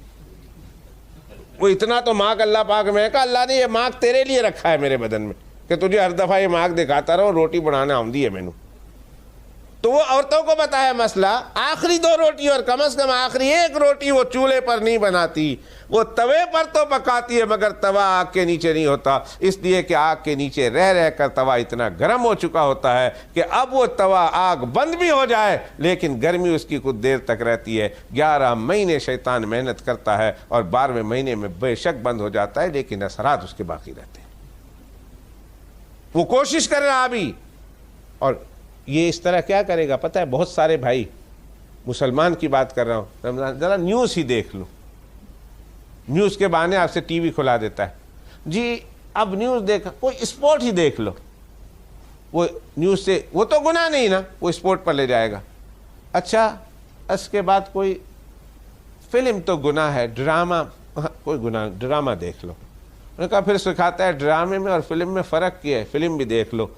بہت ہوشیار انسان، بہت ہوشیار ہے شیطان، وہ انسان کو کیسے گناہ پر لے جانا ہے سارے طریقے اس کو واقف ہے، ہر انسان کی کمزوری کا اس کو پتہ ہے۔ ارادہ کر دیجئے میں نے نہیں جانا اس کام کی طرف جن سے اللہ ناراض ہوتا ہے، نہ اس کام کے اس راستے پر جانا ہے جس پہ چل کے خطرہ ہے کہ اللہ کو میں ناراض کر دوں۔ اپنے آپ کو ہمہ وقت اللہ کے لیے فارغ کر دیجیے۔ یقین کیجئے یہ رمضان، اور امام شیخ عبد القادر جیلانی رحمۃ اللہ علیہ کا ایک جملہ اور اس پر اپنی بات ختم کروں، فرمایا جس شخص کا رمضان بہت اچھی طرح گزرتا ہے نا، اس کے 11 مہینے پھر بہت اچھی طرح گزرتے ہیں۔ جس کا 1 مہینہ رمضان کا اچھی طرح گزرتا ہے، عبادت میں گزرتا ہے، 11 مہینے اس کے عبادت میں گزرتے ہیں، اللہ کی یاد میں گزرتے ہیں۔ اور کہا جس کا مہینہ خراب رمضان کا گزر جائے پھر اگلے 11 مہینے اس کے خراب ہی گزرتے، اللہ کی نافرمانی میں گزرتے ہیں۔ اس لیے رمضان المبارک کی قدر کریں۔ استقبال رمضان کے حوالے سے یہی کہنا ہے، اور ایک بات میں آپ حضرات سے آج اپیل کرنا چاہتا ہوں۔ پچھلی دفعہ تو ہمت نہیں ہوئی، پر اس دفعہ ہمت کر رہا ہوں، ایک اپیل کرنا چاہتا ہوں، میری بات پہ غور کیجیے گا۔ ضروری نہیں ہے کہ آپ میرے کو کچھ دیں، میں خود کچھ نہیں لوں گا، میں صرف ایک اپیل کر کے جاتا ہوں، میری عادت نہیں ہے کبھی کچھ لینے کی۔ وہ یہ چاہتا ہوں آپ اپنی زندگی میں کوئی ایسا کام کر جائیے کہ مرنے کے بعد بھی اس کا ثواب پہنچتا رہے۔ یہ تو میں نے جو کچھ بتایا آپ خود کریں گے، لیکن مرنے کے بعد بھی کوئی ایسا کام کر جائیے جس کا ثواب آپ کو پہنچتا رہے۔ وہ کیا؟ وہ یہ ہے اپنی طرف سے کسی یتیم، غریب، مسکین، محتاج انسان کو، بچے کو حافظ قرآن بنا دیجیے۔ 1 سال، 2 سال، 3 سال، میکسیمم 3 سال ہوتا ہے، اور 3 سال کے لیے اسپانسر کرنا ہوتا ہے۔ اور کیا اسپانسرشپ کیا ہے؟ 100 پاؤنڈ پر ایئر، ایک بچے کی اسپانسرشپ 100 پاؤنڈ پر ایئر ہے غریب ممالک میں، 300 پاؤنڈ اپنے مال میں سے۔ اور ایک بات اور بتا دوں، یہ ہر مولوی نہیں بتاتا، آپ کو بتا دیتا ہوں، آپ اس 300 پاؤنڈ کو زکوٰۃ کی مد سے بھی دے سکتے ہیں، اس لیے کہ جو بچہ اسپانسر آپ کر رہے ہیں وہ غریب ہوتا ہے، وہ یتیم ہوتا ہے، اس پر زکوٰۃ کے پیسے بھی چل جاتے ہیں۔ 300 پاؤنڈ آپ نے اس یتیم غریب بچے کے اسپانسرشپ پر خرچ کر دیے 3 سال کے لیے، وہ بچہ حافظ قرآن ہو جائے گا۔ جب تک وہ پڑھتا رہے گا اس کے ایک ایک حرف کا ثواب آپ کے نامہ اعمال میں، اور پتہ نہیں وہ جتنوں کو پڑھاتا چلا جائے گا، اور جتنے اس بچے کی وجہ سے پڑھتے چلے جائیں گے، قرآن کی تعلیم اس بچے کی وجہ سے جب تک عام ہوتی رہے گی، عام اپنی قبروں میں جا کر آرام سے سو جائیں گے، لیکن ایک ایک حرفوں کا ثواب اللہ ہمیں قبر میں پہنچاتا رہے گا۔ اس لیے بھائی اس اسکیم پر گھر جا کے غور کرنا۔ میں نہیں کہتا، میں کسی مدرسے کا نام بھی نہیں لیتا، کسی مولوی صاحب کا نام بھی نہیں لیتا، کسی علاقے کا نام بھی نہیں لیتا کہ بنگلہ دیش ہو، برما ہو، جاپان ہو، چائنا ہو، کوئی افریقہ کا علاقہ ہو، فلاں ادارہ۔ آپ لوگ اپنی مسجد سے وابستہ ہیں، اپنی مسجدوں میں جائیں، اپنے امام صاحب سے پوچھیں کہ میں نے ایک بچے کو اسپانسرشپ کرنی ہے، اور جب مولوی صاحب کو یاد آیا بھائی مجھے فون کر دینا، اور اس مولوی صاحب کو کہہ دینا کہ میں ایک بچے کو اسپانسر کرنا چاہتا ہوں، اور پھر رپورٹ ضرور لینا، ہر سال کی رپورٹ، آپ کو کون سا بچہ ملا ہے، کہاں کا رہنے والا ہے، اس کا نام کیا ہے، 1 سال میں اس نے کیا پڑھا ہے، اس پوری رپورٹ کے ساتھ ایک 3 سال کے بعد 4 سال کے بعد آپ کو سرٹیفکیٹ آ جاتی ہے، اس سرٹیفکیٹ کو جنت کا پاسپورٹ سمجھ کے اپنے ساتھ رکھنا، اور یہ سمجھنا کہ اللہ تیرے فضل سے، تیری عطا کردہ توفیق سے اس بچے کو میں نے اسپانسر کرایا ہے، اللہ اس بچے کو لمبی زندگی دینا، ایمان دینا، اس سے دین کا کام لینا،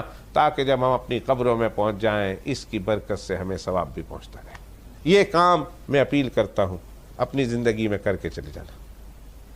کوئی بھروسہ نہیں آج کل کی اولاد کا، بھول جاتی ہے زندگی میں، بھول جاتی ہے۔ تو زندگی میں ایک عورت آئی ابھی میرے پاس روشڈیل سے، ایک عورت مجھے کہنے لگی مولوی صاحب سنیا تسی تعویذ کر دے ہو، میں آخیا جو سنیا ہے وہ گل چھڈو کہ چاندے کے ہو۔ اس نے کہا مولوی صاحب میرا بیٹا 20 سال سے مجھ سے جدا ہوا ہے، رہتا ادھر ہی ہے پر مجھے دیکھنے نہیں آیا۔ 20 سال، نہ عید میں، نہ برات میں، نہ خوشی میں، نہ غمی میں، 20 سال ہو گئے، میرے بیٹے نے میرے سے قطع تعلق کر دیا، مولوی صاحب کو تعویذ کر دو میرا بیٹا آ جائے۔ ہم جس منصب پہ بیٹھے ہوئے ہیں صبح شام سن رہے ہیں، بچوں نے اپنے ماں باپ سے بغاوت کر لی ہے، اپنے اپنے گھروں کو چلے گئے، جو دنیا میں بھول گئے ابھی زندہ ہیں وہ بھول گئے، تو مرنے کے بعد بھلا کون یاد رکھتا ہے اتنی بیزی لائف میں؟ تو کم از کم وہ کام تو کر جائیے کہ جس سے دل کو سکون ہو، اطمینان ہو کہ مرنے کے بعد بھی انشاءاللہ ہمارے لیے صدقہ جاریہ کہ ہم کوئی سبیل پیدا کر کے گئے، کوئی رستہ بنا کے گئے ہیں۔ اللہ نے آپ کو اس سے زیادہ پیسہ دیا ہے، اس سے زیادہ کیجئے۔ اللہ نے جتنا صاحب حیثیت بنایا اپنی طرف سے، اپنی بیوی کی طرف سے، اپنے ماں باپ کی طرف سے، یا آپ لوگوں نے فیصلے کرنے ہیں، ایک مشورہ دینا تھا، جو مشورہ میں نے آپ کو دیا ہے کہ زندگی میں کوئی ایسا کام ضرور کر کے جائیے کہ مرنے کے بعد بھی اس کا ثواب ہمیں پہنچتا رہے۔ اور رمضان میں بے شمار ملکوں سے بڑے بڑے علماء کرام اور بڑے بڑے مدارس والے آپ کے مسجدوں میں آئیں گے۔ آپ اپنے امام صاحب سے کہہ دیجیے کہ امام صاحب کوئی آپ کی نگاہ میں جو معتبر انسان ہو، جو معتبر مدرسہ ہو، معتبر شخص ہو، جب وہ شخص آئے یہ میرا ٹیلی فون نمبر ہے، مجھے ٹیلی فون کر کے بتا دیں، میں پیسے ابھی دے جاتا ہوں، اس وقت آ کے دے جاؤں گا، تاکہ میری طرف سے ایک بچہ اسپانسر ہو جائے۔ اللہ تعالیٰ مجھے ایسا کام کرنے کی توفیق دے دے کہ جس میرے مرنے کے بعد بھی مجھے پہنچتا رہے۔ ایک حدیث ہے، مغرب کا وقت ہوا چاہتا ہے میں سنا دوں، جب ہم مر جائیں گے قبر میں سلا دیں گے، آنکھ کھلے گی، جنتی ہوں گے، تو اللہ سبحانہ و تعالیٰ کے فرشتے اٹھائیں گے، اٹھانے کے بعد پہلے تو جہنم دکھائیں گے قبر سے کہ یہ دیکھو، اگر تو ایمان نہ لاتا، اگر تو اللہ کی نہ مانتا، اگر تو دیندار نہ ہوتا، اللہ کا نافرمان ہوتا تو ادھر جانا پڑتا، پہلے وہ دکھاتے، پھر چونکہ تو نے وہ کام کیا جو اللہ راضی ہو گئے تو اللہ تجھے یہ دے گا، جنت دکھاتے ہیں۔ اب وہ جنت دکھاتے ہیں، جب وہ جنت دیکھتا ہے نا کہتا ہے میں جاؤں، کہتا ہے ابھی نہیں، قیامت میں جانا ہے، تو دعا کرتا ہے رب اقیم الساعہ، مردہ قبر میں دعا کرتا ہے رب اقیم الساعہ، اللہ جلدی قیامت لیا، میں جانا چاہتا ہوں۔ آخری بات اقیم الساعہ، اللہ جنت میں لیا، مجھے جلدی قیامت لیا تاکہ میں اس میں جاؤں۔ سلا دیتے ہیں، صبح ہوتی ہے، پھر اللہ کے فرشتے آ کر اٹھاتے ہیں، اور اٹھانے کے بعد اس کو کہتے ہیں یہ دیکھ تیرا جنت ہے، یہ تیرا محل ہے۔ پتہ ہے وہ کیا کہتے ہیں؟ میرا نہیں ہے۔ یہ بات میں سنانے لگا ہوں، وہ کہتا ہے اس کو دیکھ کر یہ میرا نہیں ہے گھر، کہتے یہ تیرا ہے، وہ کہتا ہے میرا نہیں ہے، کہتے بھائی یہ تیرا ہے، وہ پھر مردہ کہتا ہے یہ میرا نہیں ہے، وہ کہتا ہے تجھے کیسے معلوم یہ تیرا نہیں ہے؟ انہوں نے کہا کل شام کو بھی تو تم نے دکھایا تھا، وہ کچھ اور تھا، اور ابھی مجھے دکھا رہے وہ کچھ اور ہے۔